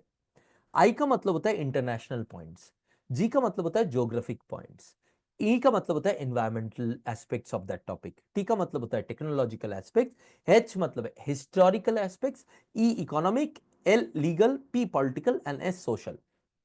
तो मुद्दे की बात यह है कि दोस्तों, जब हमारे पास कोई टॉपिक आती है, उसकी जो मेन कीवर्ड्स है, उसके बेसिस के ऊपर हम लोग उससे जुड़ी हुई इन 7 8, 5 इधर और 4 इधर, 9 एरियाज में हम लोग पॉइंट्स ढूंढ के निकालते हैं। अब ढूंढ के कैसे निकालेंगे? अगर आपको पता होगा तभी ना निकालेंगे। इसका पर्पस क्या है? देखो, जब इंसान का, हमारा जो दिमाग है ना, वो बॉक्स में चलता है। बॉक्स समझते हो? एक हम लोग ना बास्केट्स में सोचते हैं। तो जब तक हमारे पास पूरी दुनिया, पूरी ओशन खुली हुई है, तब हमारे पास कंटेंट नहीं आता है। लेकिन जब हमारे पास उस टॉपिक के कीवर्ड से रिलेटेड हमें सिर्फ देखना कि यार इससे इंटरनेशनल पॉइंट क्या आ सकता है, तब फटाक से आ जाता है। ज्योग्राफिक पॉइंट क्या आ सकता है? हाँ, ये तो आ सकता है। So I direct my thought in a direction so that I get things in that from that area.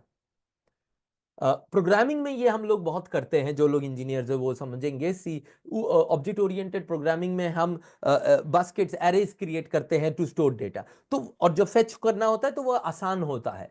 तो वही चीज हम लोग अपने दिमाग के साथ करते हैं।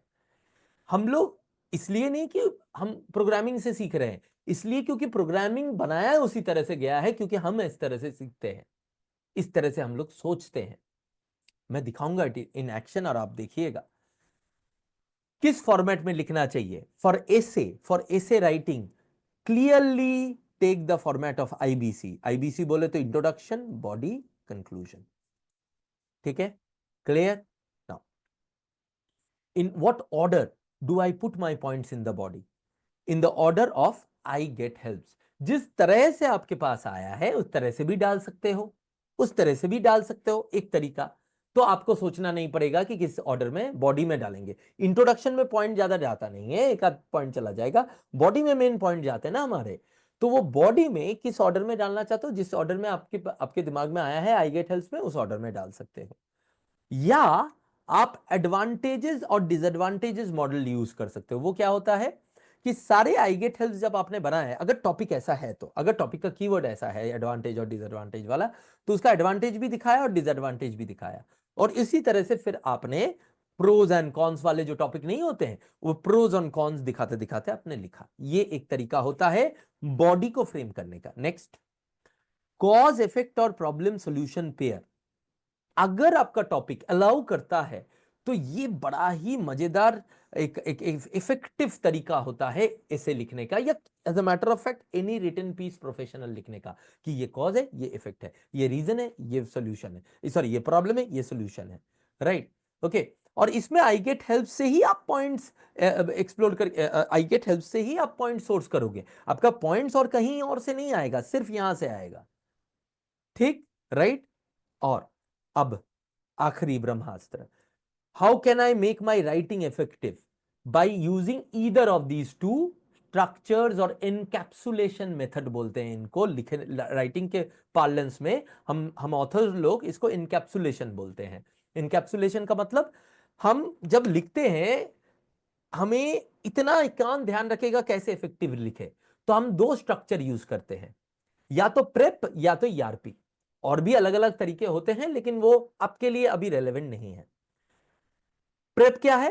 पॉइंट दिया शॉर्ट में, रीजन दिया, उसको उससे उससे उसको सपोर्ट करते हुए एग्जांपल दिया, and then I again end it with point. इसको बोलते हैं प्रेप। ईआरपी क्या है? पहले एग्जांपल को दिया, बंदे का इंटरेस्ट हो गया, यार ये क्यों बोल, ऐसा क्यों होता है, फिर मैंने उस एग्जाम्पल को रीजन से एक्सप्लेन किया, ओ इसलिए ऐसा होता है सोसाइटी में, फिर मैंने पॉइंट को समराइज किया। टू इनकैप्सुलेशन टेक्निक, कोई भी पॉइंट देने का तरीका, या तो प्रेप या तो ईआरपी। ईआरपी रितेश मैं ईआरपी करके दिखाऊंगा, अभी मैं करके ही दिखाऊंगा, आपको टेंशन लेने की जरूरत नहीं है, आपको दिख जाएगा।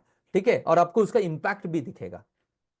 मुद्दे की बात यह है कि पॉइंट को पहले समराइज किया, फिर रीजन दिया, फिर एग्जांपल दिया, फिर से पॉइंट को एक बार बोल के उसको क्लोज कर दिया। ऑब्वियसली अलग अलग तरीके से बोलना है दोनों बार पॉइंट को। एग्जांपल पहले दिया, फिर उससे इंटरेस्ट क्रिएट किया, फिर रीजन दिया उसका, और फिर पॉइंट को स्टेट किया। ठीक है, ये दो अलग अलग तरीके हैं।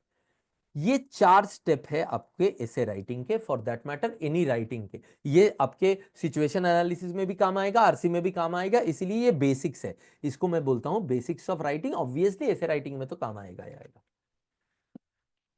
अब समरी कर ले, read the topic and identify keywords, पहला स्टेप। दूसरा, do a T analysis, I get helps and keyword analysis उसका पार्ट है। आई गेट हेल्प से हमारा हॉरिजॉन्टल एनालिसिस होता है, टॉपिक्स बढ़ते हैं, और डेप्थ एनालिसिस होता है कीवर्ड से, मतलब रेलेवेंट टू द टॉपिक बनता है कीवर्ड से। कैसे करेंगे देखेंगे। Write in IBC format and pick any one of the order discuss. 3 order discuss किया है, उनमें से कोई भी एक, या तो आई गेट हेल्प्स का ऑर्डर, या तो कॉज इफेक्ट रीजन सॉल्यूशन वाला पेयर का ऑर्डर, या एडवांटेजेस डिसएडवांटेजेस। फिर प्रेप या ईआरपी के हिसाब से इनकैप्सुलेट करो, और लिखते वक्त ऑब्वियसली किस एडवाइस और जो पंक्चुएशन के चीजें हैं वो फॉलो करो। ठीक है, यहां तक क्लियर? सीएलआर डाल दो, क्लियर? सीएलआर डाल दो अपने चैट बॉक्स में। अब मैं सैंपल दिखाने वाला हूं। अगले 10 मिनट में I will show you the sample of content building as well as the essay that I build on that content. मेरा essay लंबा होगा बिकॉज मैं आपको दिखाना चाहता हूं कि लंबे essay भी लिखे जा सकते हैं, क्योंकि आप लोगों के ज्यादातर प्रॉब्लम आज के डेट पे है कि कंटेंट नहीं मिलता, उसकी वजह से हमारा essay उतना बड़ा हो ही नहीं पाता, 200 वर्ड ही नहीं हो पाता है। इसीलिए पहला प्रॉब्लम आज हम लोग सॉल्व करेंगे कि बड़े essays भी कैसे लिख सकते हैं बहुत आराम से और टाइम लिमिट के अंदर। अगले कुछ क्लासेस में हम ये भी होंगे कि अगर ज्यादा बड़ा लिख रहे हो तो उसको छोटा कैसे करना है। ठीक है, as a matter of fact अगले क्लास में ही उसको लेके हम लोग डील करेंगे। Sayan, Vishwajit, Vasanti, clear, very good very good. Now अब पहला स्टेप, रितेश एक ही चीज से दोनों हम सीख नहीं सकते ना। और अगर रितेश बोल रहे सर दोनों सिखा दीजिए, दोनों सिखाऊंगा, बट एक ही क्लास में मैं कैसे सिखाऊंगा? एक में मुझे बड़ा करके दिखाना है, एक में मुझे छोटा करके दिखाना है ना? राइट। अब इसमें मैं आपको ये कर दूंगा, आप ये देख लोगे मैं आपको बोल दूंगा कि इसमें से क्या क्या नहीं करते तो आपका छोटा हो जाता।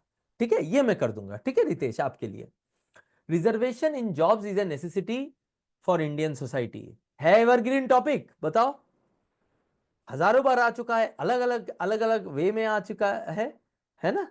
ठीक है, तो अलग अलग तरीके से मैं इस टॉपिक को हम लोगों को मिला है।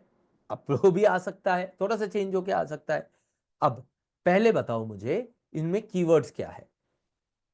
चिंता मत करो रितेश, मैं बता दूंगा। इसमें मैं अगर एक बड़ा पैसेज लिख रहा हूं उसमें से कितना आप हटा सकते थे कि आप छोटा बना सकते थे वो भी मैं बता दूंगा। ठीक है, रिजर्वेशन कीवर्ड है, वेरी गुड। और एक कीवर्ड तो नहीं है,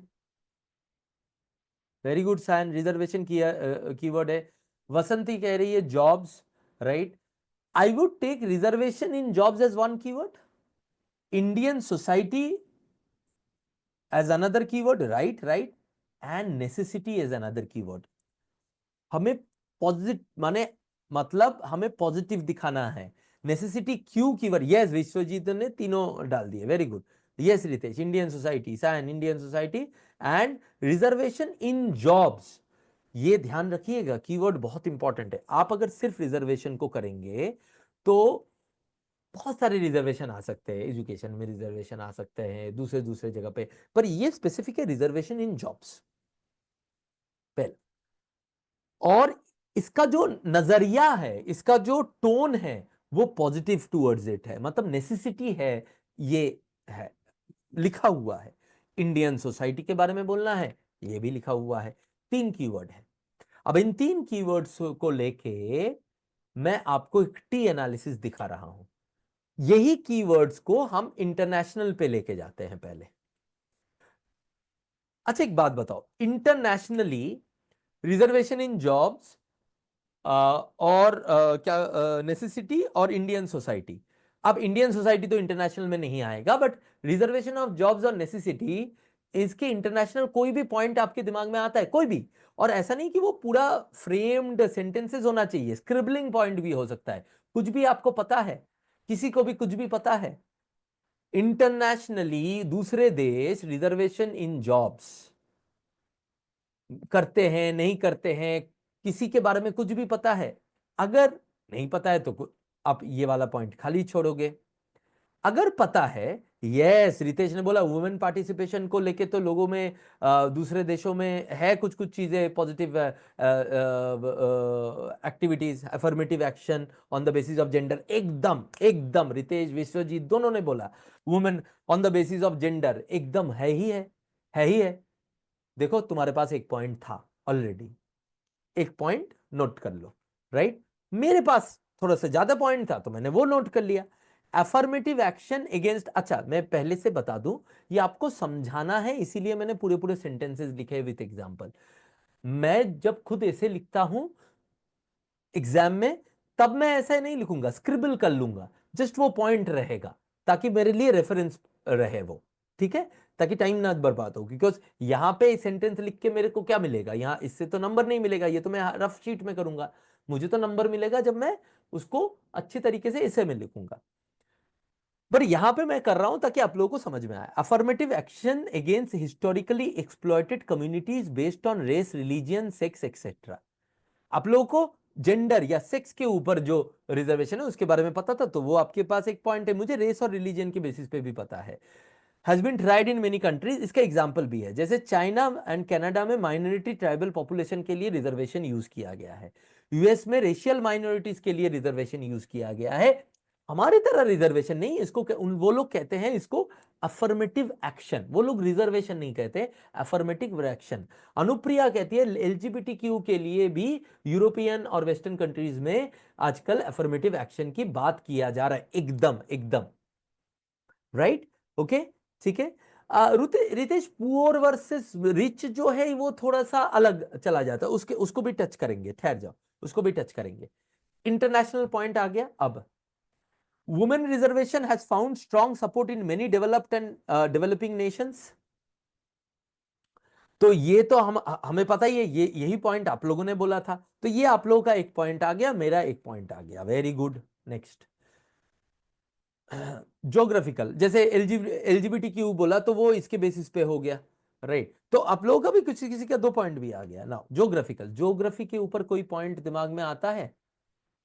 ज्योग्राफी के ऊपर 3 कीवर्ड है, 3 में से 2 भी यूज कर सकते हो तो चलेगा। जैसे इंटरनेशनल में रिजर्वेशन ऑन जॉब्स, आपके आपके क्या बोले, इंडिया और नेसेसिटी। अनुप्रिया बोलती है लैक ऑफ रिसोर्सेज, विश्वजीत बोलता है ट्राइबल। क्या बात है, देखो आ गया। कितना सेकंड लगा दोस्त? 2 सेकंड या से 5 सेकंड के अंदर आप लोगों को स्ट्राइक कर गया पॉइंट।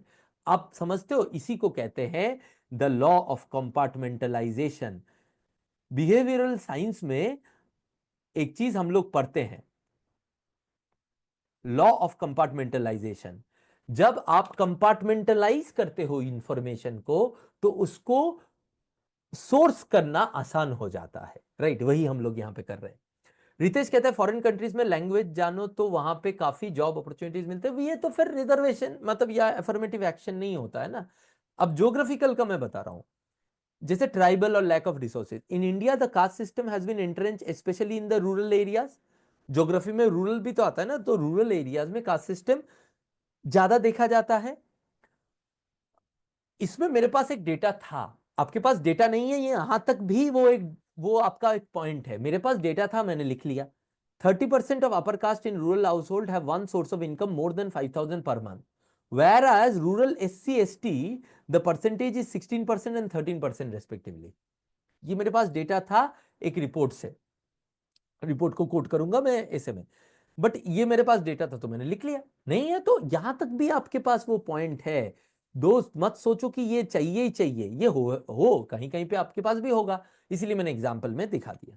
नेक्स्ट, एनवायरनमेंट में मुझे तो कुछ नहीं मिला, आपको कुछ मिलता है एनवायरनमेंट से जो आप इंडिया, रिजर्वेशन या नेसेसिटी के साथ रिलेट कर सकते हो तो आप कर सकते हो। यार नेचुरल कैलामिटी अनुप्रिया, हम रिजर्वेशन के साथ रिलेट कैसे करेंगे मुझे नहीं समझ में आया, और इनमें मुझे 5 सेकंड से ज्यादा टाइम नहीं देना है, तो मुझे नहीं समझ में आया इसीलिए मैंने छोड़ दिया उसको। ठीक है, राइट। आपके पास है तो बताओ। हाँ, नॉट रिलेटेड ही लगा मुझे। टेक्नोलॉजिकल, अच्छा अब बताओ टेक्नोलॉजिकल में कुछ पॉइंट आता है कि नहीं? बोलो टेक्नोलॉजिकल में कोई पॉइंट आप लोगों का कोई पॉइंट आ सकता है कि नहीं? आप सबने बोला था ना कि आप लोगों को कंटेंट बनाने में दिक्कत होती है। देखो आज आज ही आज में इस टॉपिक के ऊपर कंटेंट इतने ऑर्गेनाइज तरीके से आपके पास आएगा, देखना। AI ML कैसे, AI ML कैसे रिलेटेड है, रिलेट तो कर रितेश। अच्छा मैं दिखाता हूं। Affirmative action have become easier to execute. आज के डेट में सोशल मीडिया के वजह से, आज के डेट में कम्युनिकेशन टेक्नोलॉजी के वजह से, आप अगर कोई पॉजिटिव एक्शन ले रहे हो किसी पर्टिकुलर तबके के लिए, उन तक वो एक्शन का इंफॉर्मेशन पहुंचना बड़ा आसान हो गया है। यस सुनो, आज लोगों को अपने राइट्स के बारे में एजुकेट करना आसान हो गया है। यस सुनो, ये टेक्नोलॉजी ने ही तो संभव किया है ना, राइट। क्या ये क्लियर है? ये पॉइंट तो हो सकता था ना टेक्नोलॉजी में, ये ऐसा कोई पॉइंट है जो आपको नहीं स्ट्राइक कर सकता है? ये बड़ा ही जेनरिक सा पॉइंट है, हर कोई हमें पता है। Everyone knows their, no not everyone knows their legal rights Ritesh. As a matter of fact हम लोग जो बहुत अपने आप को एजुकेटेड समझते हैं, हमें भी अपने सारे लीगल राइट्स नहीं पता है। पर हाँ, ये इस तरह के राइट जो है, हमें अगर कोई फायदा मिल रहा है और गवर्नमेंट कुछ दे रही है, उसका जो इंफॉर्मेशन है आज पहुंचना बड़ा आसान हो गया टेक्नोलॉजी के साथ, है ना। हिस्टोरिकल, हिस्टोरिकल में अफर्मेटिव एक्शन, अब हिस्टोरिकल में मैं आपको दे रहा हूं, affirmative action was started to right the historical wrongs heaped on the lower caste. Yes और नो? हमने जब कॉन्स्टिट्यूशन बनाते वक्त हमारे फाउंडिंग फादर ने ये अफर्मेटिव एक्शन क्यों लिया था? उन्होंने इसलिए लिया था क्योंकि दे wanted to create a society where the marginalized people who had been marginalized on the basis of their caste, they can get opportunities that they had not been getting for thousands of years, and over a period of 10 20 15 20 years they come at par or compete with the non marginalized, right?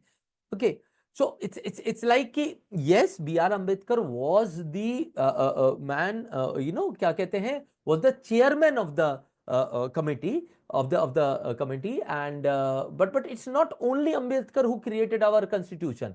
All our founding fathers were very much integrate, very much participated in that activity. और उस time की debates आप पढ़ोगे ना तो आपको पता चलेगा कि the level of their knowledge, right यार। आज हम लोग एसी रूम में बैठ के उनको गाली दे सकते हैं, उनके बारे में बुरा भला कह सकते हैं, पर मैं आपको लिख के दे दूं, मैं तो बहुत सारे पॉलिटिकल डिबेट्स देखता हूं, बट उनकी जो सोच है, उनकी जो सोच की जो क्लैरिटी, अब उन्होंने कुछ एक्शन कुछ सोच से लिया, वो सही हुआ, हिस्ट्री में गलत हुआ, वो अलग बात है, पर उनकी जो इंटेंशन है और वो क्लैरिटी ऑफ थॉट उसके साथ, वो इतना डेंजरसली क्लियर है कि आपको लगेगा कि क्या लोग थे। और आज के पॉलिटिकल डिबेट जब मैं पार्लियामेंट के उठा के पढ़ता हूं ना, आई जस्ट, मतलब मुझे नहीं लगता है कि ये सेम देश के नेता है, राइट। जबकि हम और आगे बढ़ना चाहिए था, लेकिन अनफॉर्चुनेटली ऐसा नहीं हुआ। ओके, तो एनीवेज वो तो अलग बात है।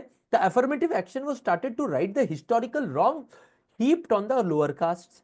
Second, not only caste-based discrimination, women in our society has been discriminated against widely. कोई दो राह नहीं है, कोई दो राह नहीं है कि हमारे सोसाइटी में women had been always marginalise, आज भी मार्जिनलाइज्ड है बहुत सारे तबके में। वो सोशल मीडिया में 10 न्यूज वायरल हो जाती है कि इसने ये कर लिया, इसने डिवोर्स में एलिमोनी ले लिया, तो दैट डजंट मीन कि हमारे देश के औरतें जो है बहुत फ्री हो गए हैं, वो अपने मन का कर सकते हैं, नहीं। वो तो एक प्रिविलेज क्लास का कुछ लोगों ने कुछ एडवांटेज लिया, मैं मान सकता हूं, वो भी गलत है, वो नहीं होना चाहिए, but that that does not make every woman कि उनको उनको वो अब्यूज नहीं सहना पड़ता है। आज भी वुमेन को अब्यूज सहना पड़ता है, आज भी वुमेन को इस सोसाइटी में एक सेकंड सिटीजन के नजर में ना चाहते हुए भी बहुत लोग देखते हैं, राइट। तो ये तो हम लोग कोई इग्नोर नहीं कर सकते ना। तो ये जो है हमारे दिमाग में आ सकता है था कि नहीं आ सकता था, आप बताइए। हिस्टोरिकल ये दोनों चीजें, हिस्टोरिकली ये तो है ही ना। अब इकोनॉमिकल, इकोनॉमिकल देखें, income disparity between various sections of the society is high. Economical, average income of upper cast pan India is more then, मतलब इसमें मैं ये मेरे पास डेटा था, ये डेटा नहीं भी है तो भी मैंने एक अभी अभी वो पढ़ा था इकोनॉमिक सर्वे, तो उसमें इसको इतना डिटेल में डेटा को पढ़ने की जरूरत नहीं, मैंने लिख दिया था, अगर आपके पास है। मुझे इतना याद था कि 30% जो है मान लो ज्यादा था अपर कास्ट का, तो वो यूज कर लेंगे, जितना याद है उतना यूज करोगे, जितना जो नहीं है वो नहीं है। अरे कुछ भी याद नहीं है तो भी तो आप बोल ही सकते हो इनकम डिस्पैरिटी है, अपर कास्ट के पास एवरेज वेल्थ लोअर कास्ट से ज्यादा है, इतना तो आपको पता ही है ना, राइट। ओके, टॉप 10% है 70% वेल्थ, ये तो कितनी बार बातों में भी आ रही है, एकदम एकदम। Lack of adequate economic activity is increasing unemployment and hence many upper caste. अब देखो दूसरा दूसरा पहलू भी मेरे दिमाग में आया, तो मैं क्या करूं, मैं छोड़ दूं उस पॉइंट को, मैं तो नहीं छोड़ने वाला। जैसे मेरे दिमाग में आया, तो ये सब तो बात है कि जो लोग दबे हुए क्लास के, उनके लिए ये समझ में आया, लेकिन जो जनरल क्लास के साथ जो प्रॉब्लम हो रही है वो भी तो सामने लाना पड़ेगा कि अनएम्प्लॉयमेंट है सोसाइटी में, इकोनॉमिक एक्टिविटी उतनी अच्छी नहीं है, इसके वजह से अनएम्प्लॉयमेंट है, अनएम्प्लॉयमेंट है। तो many upper caste household are languishing in the low income bracket. This and the volatility of market, market भी वोलाटाइल है, कभी जॉब है कभी नहीं है, have increase dependence on stable government jobs, yes और नो, राइट। ये तो मतलब ये तो हमारे घर घर की बात है, ये नहीं पता हम लोगों को, इसको बताने के लिए हमें कुछ इकोनॉमिक सर्वे पढ़ना पड़ेगा क्या, ये पॉइंट लाने के लिए। हेंस, अच्छा यही रीजन भी था कि पिछले जो कुछ सरकारों ने ईडब्ल्यूएस कैटेगरी को सपोर्ट किया, ईडब्ल्यूएस आने का इकोनॉमिक वेलफेयर ही जो इकोनॉमिकली बैकवर्ड हो जा रहे हैं इवन हायर क्लास में, उनके लिए भी ईडब्ल्यूएस आए, इसकी भी मांग चल रही है। तो उनमें से एक ऐसा आया ईडब्ल्यूएस कैटेगरी, बट ऐसे तो हो ही रहा है ना। लीगल में मुझे कोई भी रेलेवेंट पॉइंट नहीं मिला, आपको मिलता है तो आप ऑब्वियसली डाल सकते हो। देखो मैंने बहुत जगह पे डेटा यूज किया, मैं मानता हूं, पर मुझे एक बात बताओ, मुझे एक बात बताओ कि ये डेटा नहीं होते हुए भी ये बेसिक पॉइंट तो आपके पास फिर भी है। अभिषेक कह रहा है कि सर सही बोल रहे हैं, बट एक्सप्रेस करना इंग्लिश में थोड़ा इशू होता है। यार एक्सप्रेस के लिए तो मैंने वो किस वाला रूल बताया, मैंने प्रेप वाला इनकैप्सुलेशन मेथड बताया, ईआरपी वाला इनकैप्सुलेशन मेथड बताया, और आईबीसी वाला स्ट्रक्चर बताया। उसको हम यूज कैसे करेंगे वो भी दिखाऊंगा मैं, राइट। तो ये जो अभी अभी हमारे पास हम लोग, अभी मैंने जो पॉइंट दिया इकोनॉमिकली वीकर सेक्शन में, right veranda, economically weaker section में ये पॉइंट क्या है हमें पता नहीं है क्या? सबको पता है, हम उसको यूज क्यों नहीं कर पाएंगे? अच्छा, जब हम पॉइंट की बात कर रहे हैं तब ऐसा मत सोचो कि पॉइंट को बहुत जबरदस्त मजेदार किसी के पास नहीं आएगा ऐसा पॉइंट होगा, नहीं ऐसा नहीं होगा। अरे फिल्मों में ऐसी नहीं होती है। तुम जो भी अभी अभी हिट वाली फिल्में आई है लास्ट 2-3 साल में, जो भी आई है, एक कभी कहानी बता दो कि वो ऐसी कहानी थी जो कभी नहीं देखी हो इंडियन क्राउड ने। ऐसा है? बहुत ही कम होगी, एक आध हो जाएगी बट बहुत ही कम होगी। वो चाहे केजीएफ हो, वो चाहे पुष्पा हो, वो चाहे एनिमल हो, इस तरह की कहानियां हम लोगों ने देखा है। हमें हमें सबको नहीं अच्छी लगी है, मुझे कुछ कुछ फिल्में तो इनमें से अच्छी भी नहीं लगी है, जो भी है, ज्यादातर लोगों को ये अच्छी इसलिए लगी उसकी ट्रीटमेंट के वजह से, या फॉर दैट मैटर स्त्री, राइट। तो स्त्री की जो कहानी की जो प्लॉट है वो तो हमने कहीं ना कहीं देखी हुई है, लेकिन कभी वो क्रिंज कंटेंट की तरह आ जाता है, दूसरे डायरेक्टर बनाते हैं तो, लेकिन जब ये डायरेक्टर बनाया तो बहुत ही सही तरीके से पर्दे पे आया, तो इसीलिए हमें अच्छा लगा। तो why am I giving you this example? The example is very simple because I have seen students being very conscious about the fact कि मेरे पास अच्छे पॉइंट्स नहीं आ रहे हैं। अरे अच्छे पॉइंट्स का क्या करोगे, अचार बनाओगे क्या? अच्छे पॉइंट्स वही है जो आपके पास आ रहे हैं, जो सबके पास आते हैं वही है। आप ट्रीट कैसे उसको करोगे, आप उसको स्ट्रक्चर कैसे करोगे, आप उसको लॉजिकली कैसे पोर्ट्रे करोगे और अपने कंक्लूजन तक कैसे लेके आओगे, that will make it a good better essay. Just like अगर स्त्री वाला मूवी अगर राम से ब्रदर बनाता तो एक क्रिंज कंटेंट बन जाता, जबकि कौशिक ने बनाया तो वो अच्छा कंटेंट बना, right. Same thing, same thing. ठीक, जैसे पंचायत विश्वजीत कह रहा है, तो इस तरह का जो हमारे हमारे जो अंदर जो चीज है ना कि हमें एक विनिंग पॉइंट चाहिए, विनिंग पॉइंट कुछ नहीं होता, ये सारे जेनरिक पॉइंट है। हाँ, उसमें से कहीं पे अगर एक्स्ट्रा डेटा आ जाता है तो वेल एंड गुड, वो यूज कर लेना, वो तुम्हारे लिए एक्स्ट्रा पॉइंट का मैटर कर जाएगा। Political will to stop violation और be a part of progressive environment strategy is lacking. ये तो मैं बोल सकता हूं ना, political will.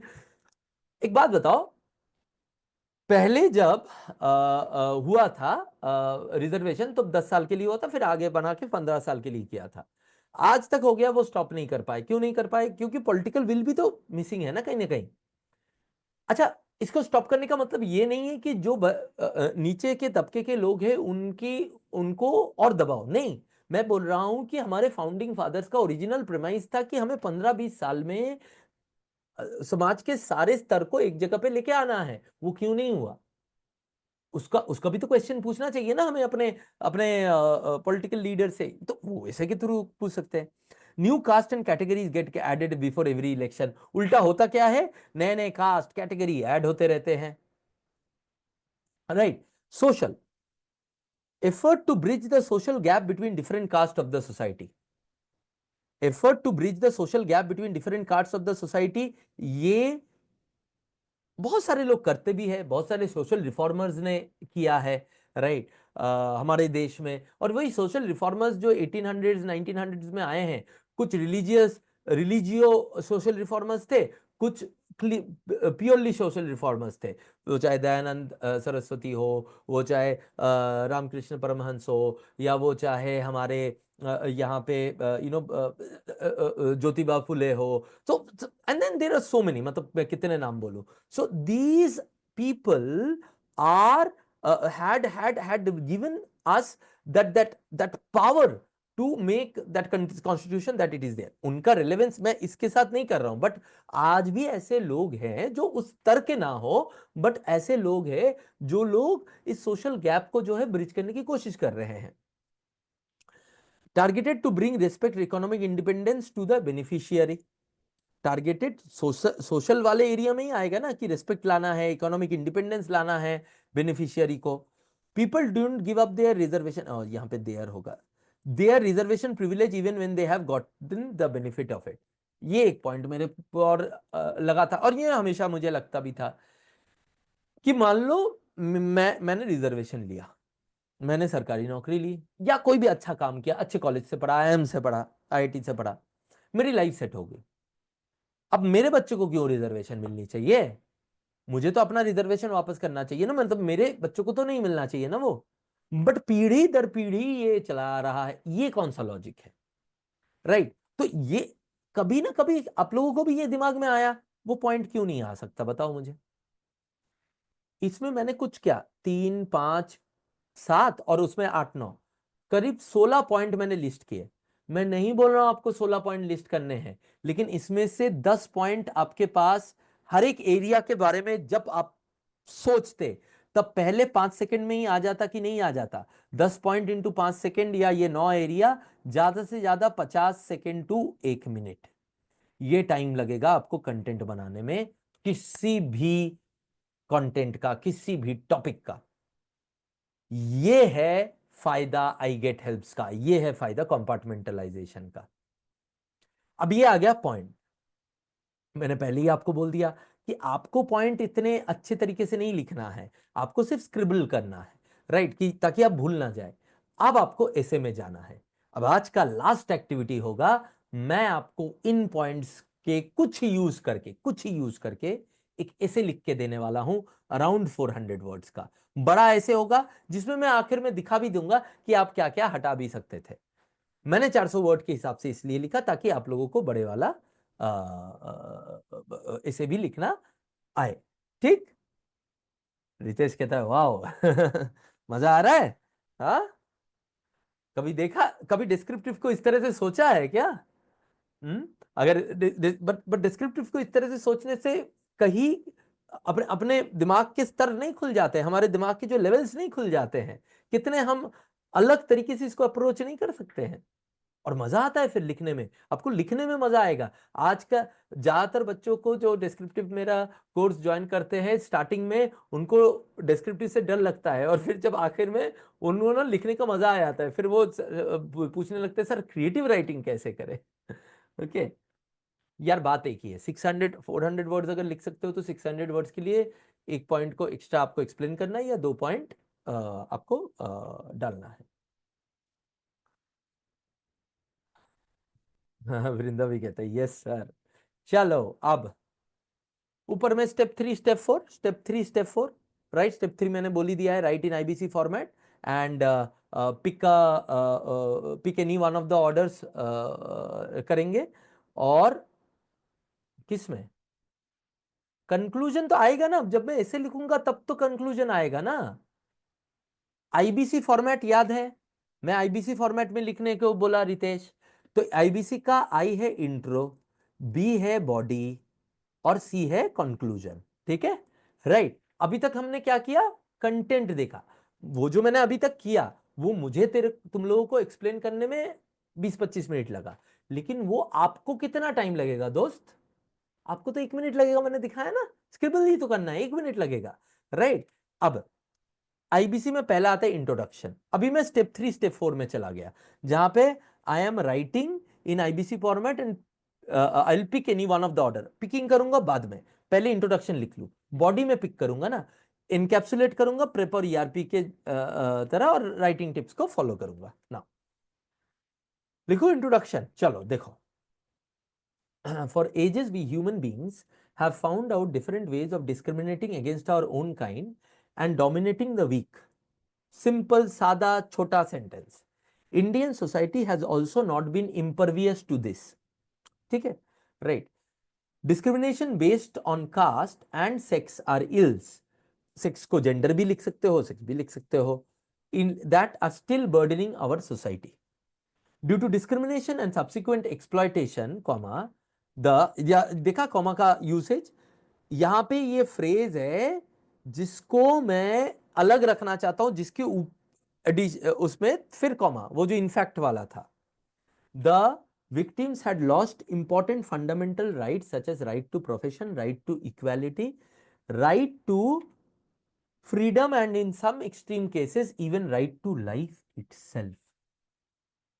Policies based on affirmative actions, more commonly known as reservation policies, were framed specifically to right these historical wrongs. It was initially provisioned for 10 years. Full stop आएगा यहां पे, भूल गया मैं डालना। The policy works towards providing opportunities in three major areas: education, jobs, representation. देखो मैंने colon का यूज किया, देखा, right? To evaluate the necessity of reservation policies in jobs, we need to understand what kinds of problems they solve and what kinds of effects they have. अब introduction को ध्यान से देखो। आईबीपीएस और SBI में क्योंकि आपको छोटा लिखना है, आप इतना बड़ा इंट्रोडक्शन नहीं लिखोगे। ये इंट्रोडक्शन कितने वर्ड्स का है? 1 2 5 10 15 अराउंड 17, राइट? 1 2 3 4 5 6 7 8, मतलब 110-20 वर्ड का है। ये आरबीआई क्रेडिट ऑफिसर वाले जो एग्जाम्स है जिसमें 400-500 वर्ड के ऐसे लिखने हैं, उसके लिए है, ठीक है? वहां आप इसको काटोगे, कैसे काटोगे दिखाऊंगा, लेकिन पहले मैं दिखाता हूं इस इंट्रोडक्शन के पीछे मेरा लॉजिक क्या था, किस तरह से ऑर्गेनाइज किया। पहला पार्ट, फॉर एजेस हम लोग अपने आप में डिस्क्रिमिनेशन किए हैं। इंडियन सोसाइटी में कास्ट और जेंडर और सेक्स के बीच में डिस्क्रिमिनेशन देखा गया है। ये है सेटिंग बैकग्राउंड। बैकग्राउंड सेट करोगे, ऑब्वियस सी बात है, एसबीआई आईबीपीएस के लिए बैकग्राउंड के लिए एक लाइन यूज करोगे आप। दूसरा, ये ड्यू टू डिस्क्रिमिनेशन से यहां तक हिस्टोरिकल रॉन्ग्स, राइट? ये हो गया आपका रिजर्वेशन का डेफिनेशन। वाई, क्यों चाहिए रिजर्वेशन, ठीक है? रिजर्वेशन का डेफिनेशन हुआ, और ये क्यों वाला जो मतलब वाई रिजर्व, जो रिजर्वेशन यहां पे क्या किया कि क्यों आया, रिजर्वेशन का दिमाग में क्यों आया लोगों के, वो इसलिए है। फिर यहां पे आया हाउ, कैसे कैसे करेंगे, राइट? यहां पे मैंने वाई और हाउ को अलग अलग लिखा है, राइट? 3 अलग अलग पार्ट है इंट्रोडक्शन के, बैकग्राउंड सेटिंग, डेफिनेशन का वाई पार्ट और हाउ पार्ट। आप जब एसबीआई और आईबीपीएस के लिए लिखोगे, इन दोनों को मर्ज करके 2 लाइन में लिखोगे। हो गया छोटा, राइट? इसीलिए मैंने आज बड़ा लिया, ताकि आपको छोटा करना भी सिखा सकूं मैं। तो आप कितना लिखोगे कि इससे छोटे सेंटेंसेस भी लिख सकते हो कि डिस्क्रिमिनेशन के वजह से विक्टिम्स के फंडामेंटल राइट्स लूज किए हैं, सिर्फ यहां तक लिखा, सच एज नहीं लिखा। और इसी के लिए इन हिस्टोरिकल रॉन्ग्स को ठीक करने के लिए रिजर्वेशन पॉलिसीज जो है एजुकेशन, जॉब्स और रिप्रेजेंटेशन में सोचे गए, फुल स्टॉप। और फिर टू इसकी नेसेसिटी को, अब देखो आखिरी लाइन में मैंने बोल दिया कि इसकी नेसेसिटी को इवेलुएट करने के लिए, क्योंकि वही टॉपिक था नेसेसिटी, हमें इनके क्या प्रॉब्लम्स है और क्या इफेक्ट है वो दिखाना पड़ेगा। तो इसमें मैंने ये भी बोल दिया कि मैं क्या टाइप यूज करने वाला हूं लिखने में, बॉडी में। अच्छा, अब मैंने जो सेटिंग फॉर बैकग्राउंड और डिफाइनिंग द टॉपिक किया, उसमें मैंने हिस्टोरिकल पॉइंट्स को इंक्लूड कर लिया। वो अब भी कर सकते हो, छोटे में कर सकते हो। कोलोन और सेमीकोलोन में फर्क ये है रितेश, कोलोन लिस्टिंग के लिए यूज होता है, वो पंक्चुएशन वाला एक बार फिर से देख लेना, आपको समझ में आ जाएगा। अब देखो, अच्छा, अब आपने देखा मैंने कौन सा यूज किया, कॉज और इफेक्ट वाला यूज करने वाला हूं मैं बॉडी में, technique, right? In IBC format. अब तो स्टेप 3 स्टेप 4 ही है, वो तो आपको पता ही है। How to create any intro, वही मैंने बता दिया। पहले बैकग्राउंड सेट करोगे, फिर उसको डिफाइन करोगे, उस टॉपिक को। डेफिनेशन के 2 पार्ट मेजरली होते हैं, वाई हाउ या वाई वेन, इस तरह के पार्ट्स होते हैं, राइट? तो वही आपको डालना है। अब स्टार्टिंग के बॉडी को करने के लिए पहले हमें चूज करना पड़ेगा कौन सा, मैंने आपको दिखा दिया कौन सा चूज किया मैंने, कॉज इफेक्ट या प्रॉब्लम सॉल्यूशन वाला पेयर वाला स्ट्रक्चर चूज किया, ठीक है, राइट। अब इस स्ट्रक्चर में अब मैं बॉडी को लिखूंगा, बॉडी मेरी डिटेल होगी, मैंने पहले ही आपको बता दिया, राइट, क्योंकि मैं 450 वर्ड के हिसाब से लिखा, बट आप इसको आराम से 150 वर्ड में कैसे करना है वो भी मैं दिखा दूंगा। पहले पार्ट, पहला पैराग्राफ ऑफ द बॉडी, पहला paragraph, let us look at other countries. Countries such as China and Canada provide benefits in education and jobs for their minority tribal population. US universities give special consideration for racial minorities.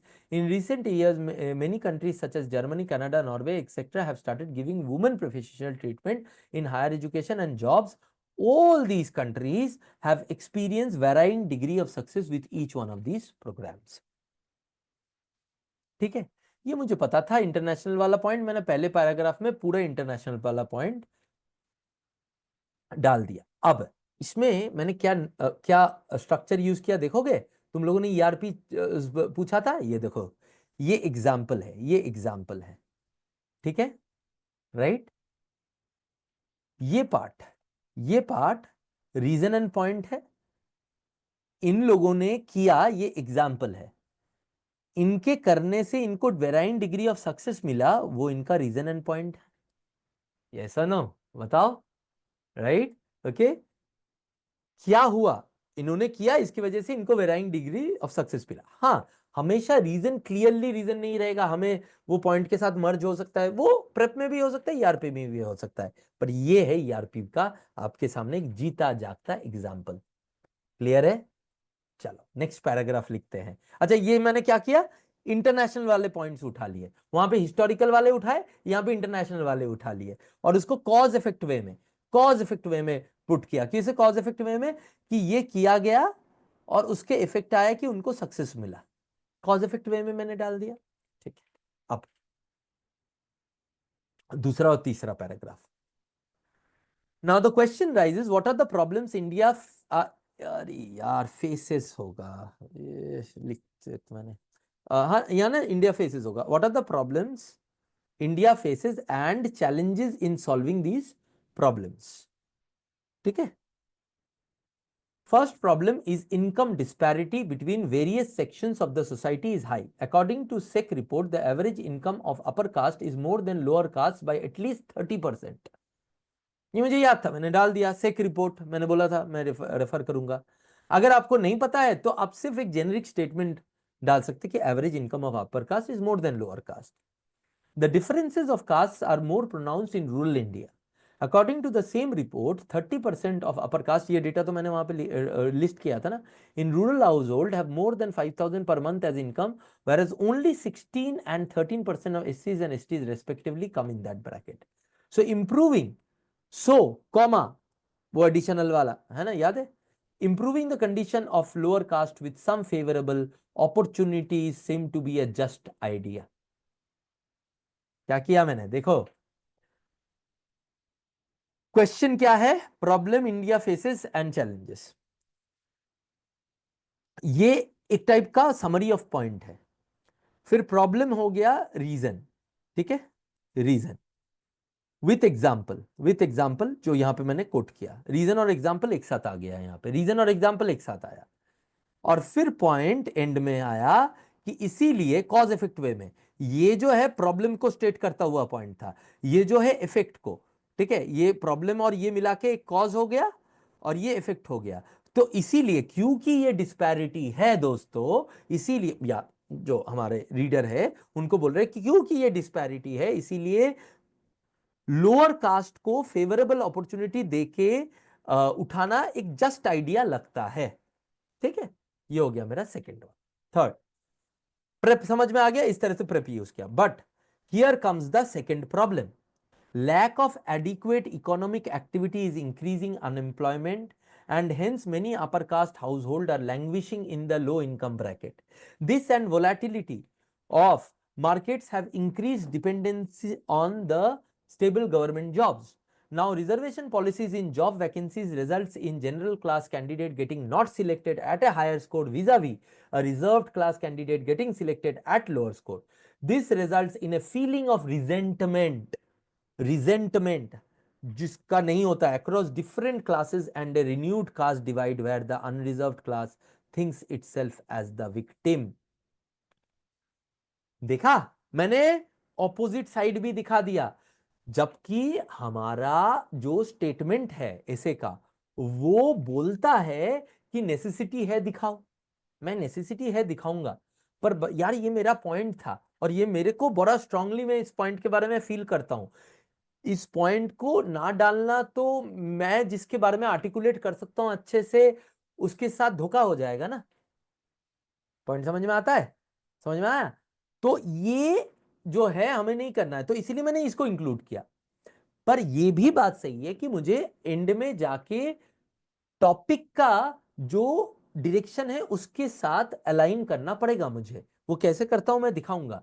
But अब यहां पे देखो, मैंने हर जगह पे point reason देते हुए जब बोला है तो वो ऑड नहीं लग रहा है। मैंने पहले बोला कि हाँ भाई, जो जिन लोगों को चाहिए उन लोगों को मिलना चाहिए, पर इसका एक नेगेटिव इफेक्ट भी होता है, वो भी दिखाया। और वो ऑब्वियस सी बात है, दुनिया में हर कोई पॉजिटिव पॉजिटिव होगा ऐसा तो है नहीं। ये तो लिखा नहीं हुआ है कि सिर्फ एडवांटेजेस बोलो मुझे रिजर्वेशन का, बोला हुआ है? नहीं बोला हुआ है। तो इसीलिए मैंने ये वाला पॉइंट भी डाल दिया कि ये ऐसे रिजर्वेशन का प्रॉब्लम क्या होता है, कैसे इसका इसका वो होता है, और उसका रीजन भी बता दिया। मैंने पहले बताया कि सेकेंड प्रॉब्लम का रीजन क्या है, ये रीजन है, राइट। उससे होता क्या है, उससे होता क्या है, एग्जाम्पल दिया। फिर और इससे मतलब उससे क्या दिखने को मिलता है हमें सोसाइटी में। और एंड में पॉइंट है, देखो अगेन ई आर पी, ये वाला प्रेप था और ये वाला ईआरपी था, दोनों मैंने यहां पे यूज कर दिया। समझ में आ रहा है? कॉज इफेक्ट के फॉर्म में हमेशा एंड वाला एक इफेक्ट हो रहा है। देखो हमेशा एंड वाला स्टेटमेंट एक इफेक्ट हो रहा है। वहां पे कॉज दिखा दिए और यहां पे इफेक्ट डाल दिए इसी फॉर्म में। ठीक है, आपको अगर लगता है आप इस तरह से नहीं लिख सकते हो यार, और छोटे छोटे सेंटेंसेस में डायरेक्ट डायरेक्ट तो लिख सकते हो ना, ये स्ट्रक्चर फॉलो करके वही करो, वही इनफ है आपके लिए, राइट। अब फोर्थ और फिफ्थ पैरा, जो लास्ट दो पैरा है बॉडी का, कंक्लूजन बाद में आएगा। To address the second issue, policies like EWS category came into existence also. Before every voting season, new categories and castes get added in many states. These show a lack of political will to bring the policy of reservation to a fruitful conclusion. अब मैंने EWS को additional category में भी के साथ भी जोड़ दिया, लिंक कर दिया कि पिछले प्रॉब्लम से लिंक है, और आगे वाले प्रॉब्लम में जो नए नए क्लास ऐड होते हैं उस प्रॉब्लम के साथ भी लिंक कर दिया। और उससे मैंने दिखा दिया कि पॉलिटिकल विलिंगनेस नहीं है लोगों में, will to bring policy of reservation, but this political unwillingness gives rise to the third problem. Rather than becoming an exception for a limited time, as it was designed to be, reservation in jobs policy is slowly becoming the norm of economic policy of government. Government tends to be more focused on creating newer categories for limited number of public sector jobs rather than creating a developed economic environment where people do not lack opportunities or options of employment. तो political will के साथ कर दिया। यहां पे भी मैंने point बोला, रीजन बताया कि अनविलिंगनेस से क्या हो रहा है, एग्जाम्पल दिखाया, एग्जाम्पल और पॉइंट फिर एंड में एक ही साथ हो गया, right. Point, reason, example, point. और इफेक्ट, इफेक्ट क्या है? इफेक्ट के ये है कि गवर्नमेंट ने अपने इकोनॉमिक पॉलिसी को अच्छा ना करते हुए ये सब किए जा रही है। Next, the fourth problem that such a political unwillingness create is an environment which demotivates people to move from reserved classes to mainstream. Because if they do that, they lose the privilege of easy access to jobs. This has led to well-established families enjoying the benefits of reservation policies over subsequent generation. So rather than eradicating divisions from the society, this goes on to create a more fragmented society. मेरा सोच क्या है? मेरा सोच ये है कि reservation होना चाहिए, लेकिन वो नेसेसिटी है, लेकिन वो एक लिमिटेड पीरियड के लिए, और जिसको मिल गया उसको आगे नहीं मिलना चाहिए। ये मेरा सोच है, मेरा पर्सनल सोच है, इसलिए वो। पर मेरा टॉपिक क्या है? नेसेसिटी है, तो मैं नेसेसिटी को ना नकारते हुए मेरे पॉइंट्स को दे दिया। अब मुझे कंक्लूजन में बांधना पड़ेगा इनको, नहीं बांध पाऊंगा तो प्रॉब्लम हो जाएगा, क्योंकि मैंने बहुत डेंजरस रूट लिया है। ये आप लोगों को समझ में आ रहा है? मैंने और आप लोगों को दिखाने के लिए मैंने ये डेंजरस रूट क्यों लिया, क्योंकि बहुत बार ऐसा होता है आपको किसी बारे में एक फीलिंग है पर वो टॉपिक उल्टा है, तो आप करोगे क्या? आज पहले पैसेज में इसे में मैंने आपको दिखा दिया कैसे हैंडल करना है उसको। मैंने किसी को कभी भी उल्टा सुल्टा क्रिटिसाइज करके नहीं बोला, क्योंकि ये एक्चुअली में एक सोशल प्रॉब्लम है जिसको हमें सॉल्व करना पड़ेगा दोस्त।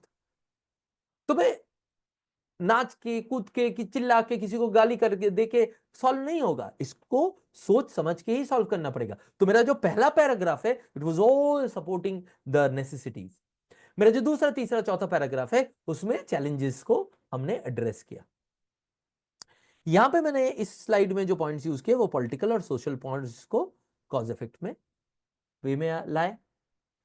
अब देखो कंक्लूजन में मैं क्या मानता हूं। अच्छा, इसमें मैं पहले बता दूं, अगर आपको छोटा करना है तो आप इसमें से एक पॉइंट नहीं डालोगे, सीधी सी बात है। जैसे ये वाला पॉइंट आप हटा सकते हो, पहले दो पॉइंट और ये पहला पैराग्राफ जो मतलब बॉडी का जो पहला पैराग्राफ मतलब सेकंड पैराग्राफ, ये रहना ही पड़ेगा क्योंकि वो in line of the reasoning of the passage का आर्गुमेंट का डायरेक्शन है। और बाकी तीन में से दो रख लो, राइट। आपका यहां पे ही करीब करीब 100 वर्ड छट जाते हैं, वहां पे 50 वर्ड छट गए, आप ऑलरेडी 200-250 वर्ड में आ जाओगे, हो गया छोटा, राइट। तो कम पॉइंट कम वर्ड्स। अब मैं इसको कंक्लूड करता हूं। Bridging social gap between different castes of the society and giving respect and economic independence to the marginalized are undoubtedly noble ends। ये अच्छे एंड है, मैं मानता हूं, मैं कभी इसको नहीं नकारूंगा। But carrying on the reservation policies without proper evaluation and a finite end in sight does harm for the nation and its citizens in long term. So at this stage, reservation policies are necessary, but more necessary is to implement these policy effectively such that the truly marginalized ones get the benefit to it, and soon comes a time when reservation policies become unnecessary as dreamt by our founding fathers।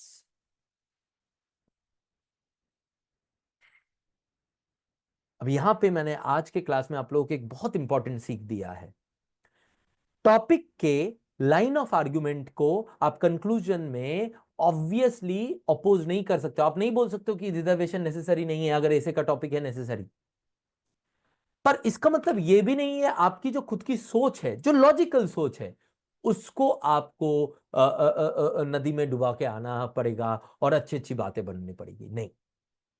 आप एक balanced approach लेके चलोगे, आप एक balanced approach लेके चल सकते हो, और वही दिखाएगा आपका अनबायस्ड एटीट्यूड। वही दिखाएगा कि आप अच्छी चीजें भी सोच सकते हो इसके बारे में और बुरी चीजें भी सोच सकते हो, आपके और क्या गलत हो सकता है इसका वो भी सोच सकते हो। देखो यहां पे मैंने रिजर्वेशन को सपोर्ट किया actually, but with a caveat, क्योंकि वही देश के लॉन्ग टर्म के लिए बेटर है। So am I wrong? No, I am not. Did I have to sacrifice my own thoughts on this topic because I needed to support this topic wholeheartedly? No, I supported this topic wholeheartedly without sacrificing my own points or own thought process in this win-win situation। तो आपको debate में किसी भी तरफ बोलना पड़े तो वहां पे आपके पास चॉइस नहीं रहता, आपको एक ही तरफ बोलना पड़ता है डिबेट में। बट ऐसे इज नॉट लाइक दैट दोस्त। ऐसे is where you can give a balanced approach. Clear है?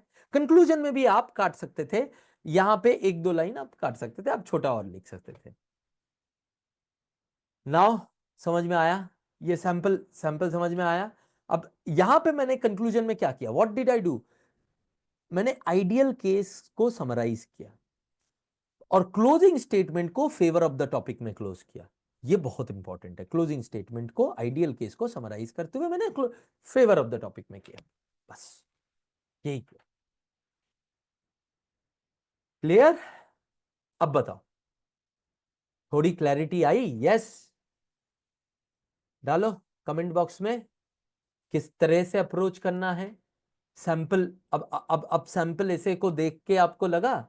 अब मुझे एक बात बताओ यहां पे, what was your real challenge in writing essays और for that matter anything in writing? Is it content? No. मैंने इस पूरे पैसेज में मैंने 16 में से 7 या 8 कंटेंट यूज किया। 1 मिनट में 10 कंटेंट आता है, 7-8 में इतना बड़ा पैसेज बन जाता है। तुम्हें चाहिए 200 वर्ड का पैसेज जिसके लिए 4 कंटेंट चाहिए, और तुम कह रहे हो कंटेंट नहीं आता है। हो गया कंटेंट का प्रॉब्लम सॉल्व। ठीक है, स्ट्रक्चरिंग का प्रॉब्लम सॉल्व, किस तरह से हम इंट्रोडक्शन को फ्रेम करें उसके लिए भी स्ट्रक्चर दे दिया, ओवरऑल पैराग्राफ के लिए भी स्ट्रक्चर दे दिया, आईबीसी है ना, ओवरऑल स्ट्रक्चर के लिए भी दे दिया आईबीसी, और अंदर लिखना आपका इफेक्टिव क्यों हो उसके लिए प्रेप और ईआरपी कैसे यूज किया वो दे दिया। अब देखो किस एडवाइस जो है हर एक का अलग अलग लेवल पे होगा। मैं इस भाषा के साथ कंफर्टेबल हूं, मैंने लिखा, आप इस भाषा में मत लिखो, आप और छोटे सेंटेंसेस लिखो, कौन रोक रहा है। बल्कि आपको अगर अपने लॉन्ग सेंटेंसेस में डाउट है, लॉन्ग सेंटेंसेस लिखो ही मत, 10 वर्ड से ज्यादा कोई सेंटेंस होना ही नहीं चाहिए, पंक्चुएशन भी कम लगेगा, पंक्चुएशन की गलती भी नहीं होगी फिर तो, सोचो सोचो, राइट, तो छोटे सेंटेंसेस लिखो, ठीक, राइट। तो ये सारे आपके जितने भी प्रॉब्लम थे आज, उसके मेजॉरिटी आप सॉल्व हुए या नहीं हुए। ऑब्वियसली आपको शायद इसको रिविजिट करना पड़े, फिर से को देखना पड़े, इसके इसके लेवल्स देखना पड़े, because there are so many levels to it, right. और एक ही दिन में ये this might be too much for you, और that's the reason why I wanted to start it today. कम से कम आपके आपके दिमाग में तो घुसे कि ये इसका भी एक प्रोसेस होता है, रैंडम नहीं होता, कुछ भी आके करना नहीं होता है इसमें, there is a process to it. Yes, that process takes time to be inculcated, but there is a process to it. And if I can follow that process, no one can beat me in this.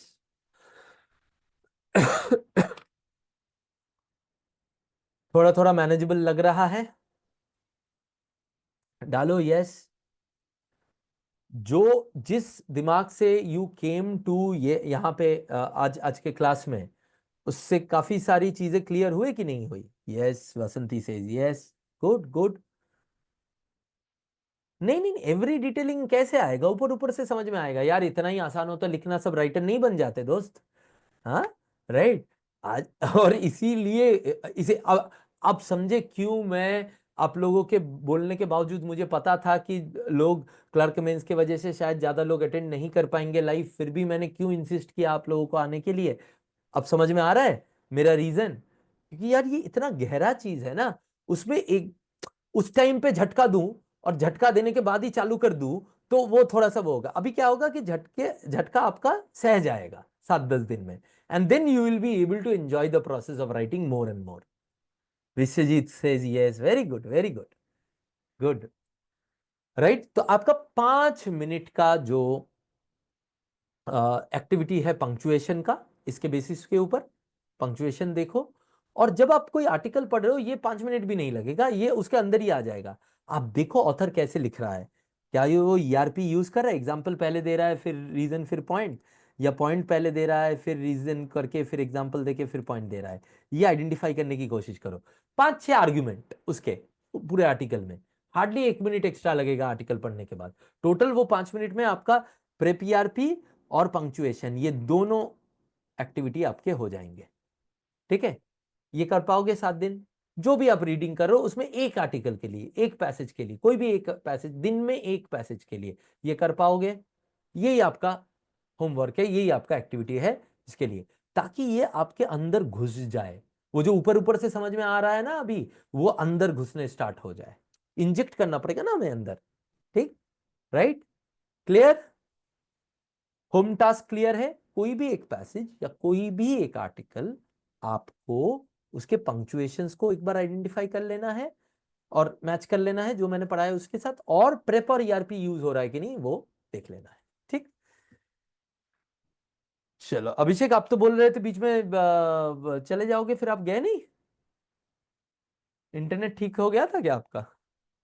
अच्छा, okay, चलो, बहुत अच्छी बात है, फिर आज के लिए इतना ही। ओ आ गया था फिर, गुड गुड गुड, अच्छा हुआ आप थे, बिकॉज लाइव में उसका एक आपको वो मिल गया होगा फिर क्लैरिटी। अगला वाला मैं रिकॉर्डेड छोटा होगा सेशन, प्रेसी राइटिंग के ऊपर होगा, उसके ऊपर एक 10 मिनट का एक्टिविटी दूंगा 5 दिन का, जो आप क्लर्क मेंस के साथ ही साथ कर सकते हैं, कुछ नहीं आपको प्रॉब्लम होगा। राइट, वो एक बार देख लीजिएगा। Because after your clerk mains, when I would start my the sessions again for descriptive writing, then we would write. I would ask you to write here.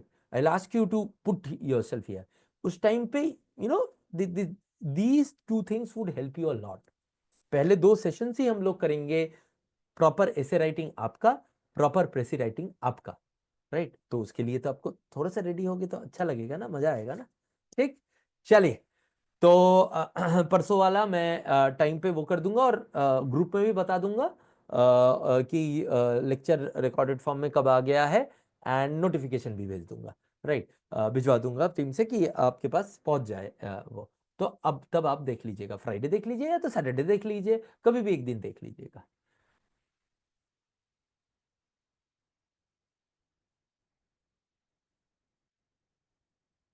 Yes yes, live writing करूंगा ना मैं।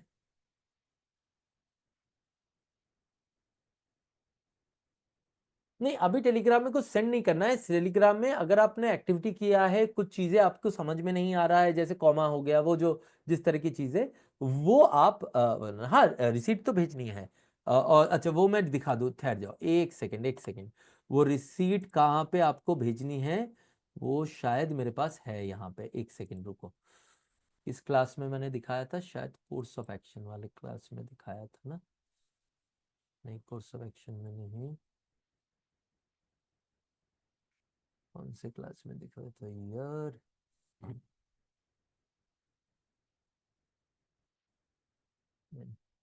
मिल नहीं रहा है मुझे अभी। Telegram में जाके आप वो करना ना, क्या कहते हैं, स्मार्ट किरा अंडरस्कोर हेल्प देखना, आपको मिल जाएगा वो।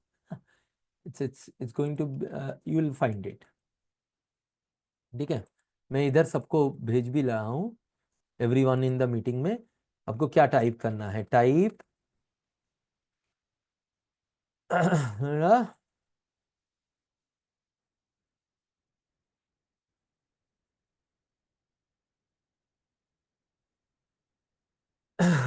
टेलीग्राम में स्मार्ट किरा अंडरस्कोर हेल्प। ठीक है, ये आप लोगों के पास पहुंच गया हो। चलिए, thank you very much, bye bye. अच्छे से प्रिपेयर कीजिए, और ये 5-10 मिनट का टास्क कीजिए, ठीक है। चलिए, फिर हम लोग लाइव में मिलेंगे आपके क्लर्क मेंस के बाद। डेट और टाइम, टाइम तो यही रहेगा 6:30 बजे, डेट बता दूंगा। आप लोग 10 और 12 तारीख को क्लर्क मेंस मान दो, मोस्ट प्रोबेबली 14 तारीख से, दैट इज मंडे से हम लोग लाइव में मिलेंगे। मतलब मंडे से तो मिलेंगे ही मिलेंगे, ठीक है, 6:30 बजे। बट मैं ग्रुप में और उसमें कंफर्म कर दूंगा। और रिकॉर्डेड वाला लेक्चर देख लेना प्रेसी राइटिंग का। यार, यूट्यूब में अभी नहीं क्लास हो रही है, बट यूट्यूब में तो बहुत सारे क्लासेस ऑलरेडी हमने जो किए वो सारे देख लेना Abhishek, because that is more than enough for you अभी, है ना। रितेश, उससे पहले हाँ, उससे आज क्लास होगा, परसों आपको रिकॉर्डेड मिल जाएगी, ठीक है। परसों 2 क्लासेस हो जाएंगे, उससे क्लर्क मेन से पहले फिर क्लासेस नहीं होगी, क्योंकि 10 और 12 को तो क्लासेस ही है। इसी में कितने है ना। ठीक है, अब आप लोगों ने जैसे रिक्वेस्ट किया था वैसे ही, ज्यादा नहीं तंग करूंगा। लेकिन क्लर्क में इसके बाद बहुत तंग करूंगा, ठीक है। तब मुझे एक्टिविटीज भी करवानी है, सब कुछ करनी है, तब मुझे आप लोगों का पूरा पार्टिसिपेशन चाहिए। अभी मैं ज्यादा तंग नहीं कर रहा हूँ, 2 ही दिन ले रहा हूँ आपका सिर्फ, ठीक। चलो, बाय बाय, चलो, good night, good night everyone, bye.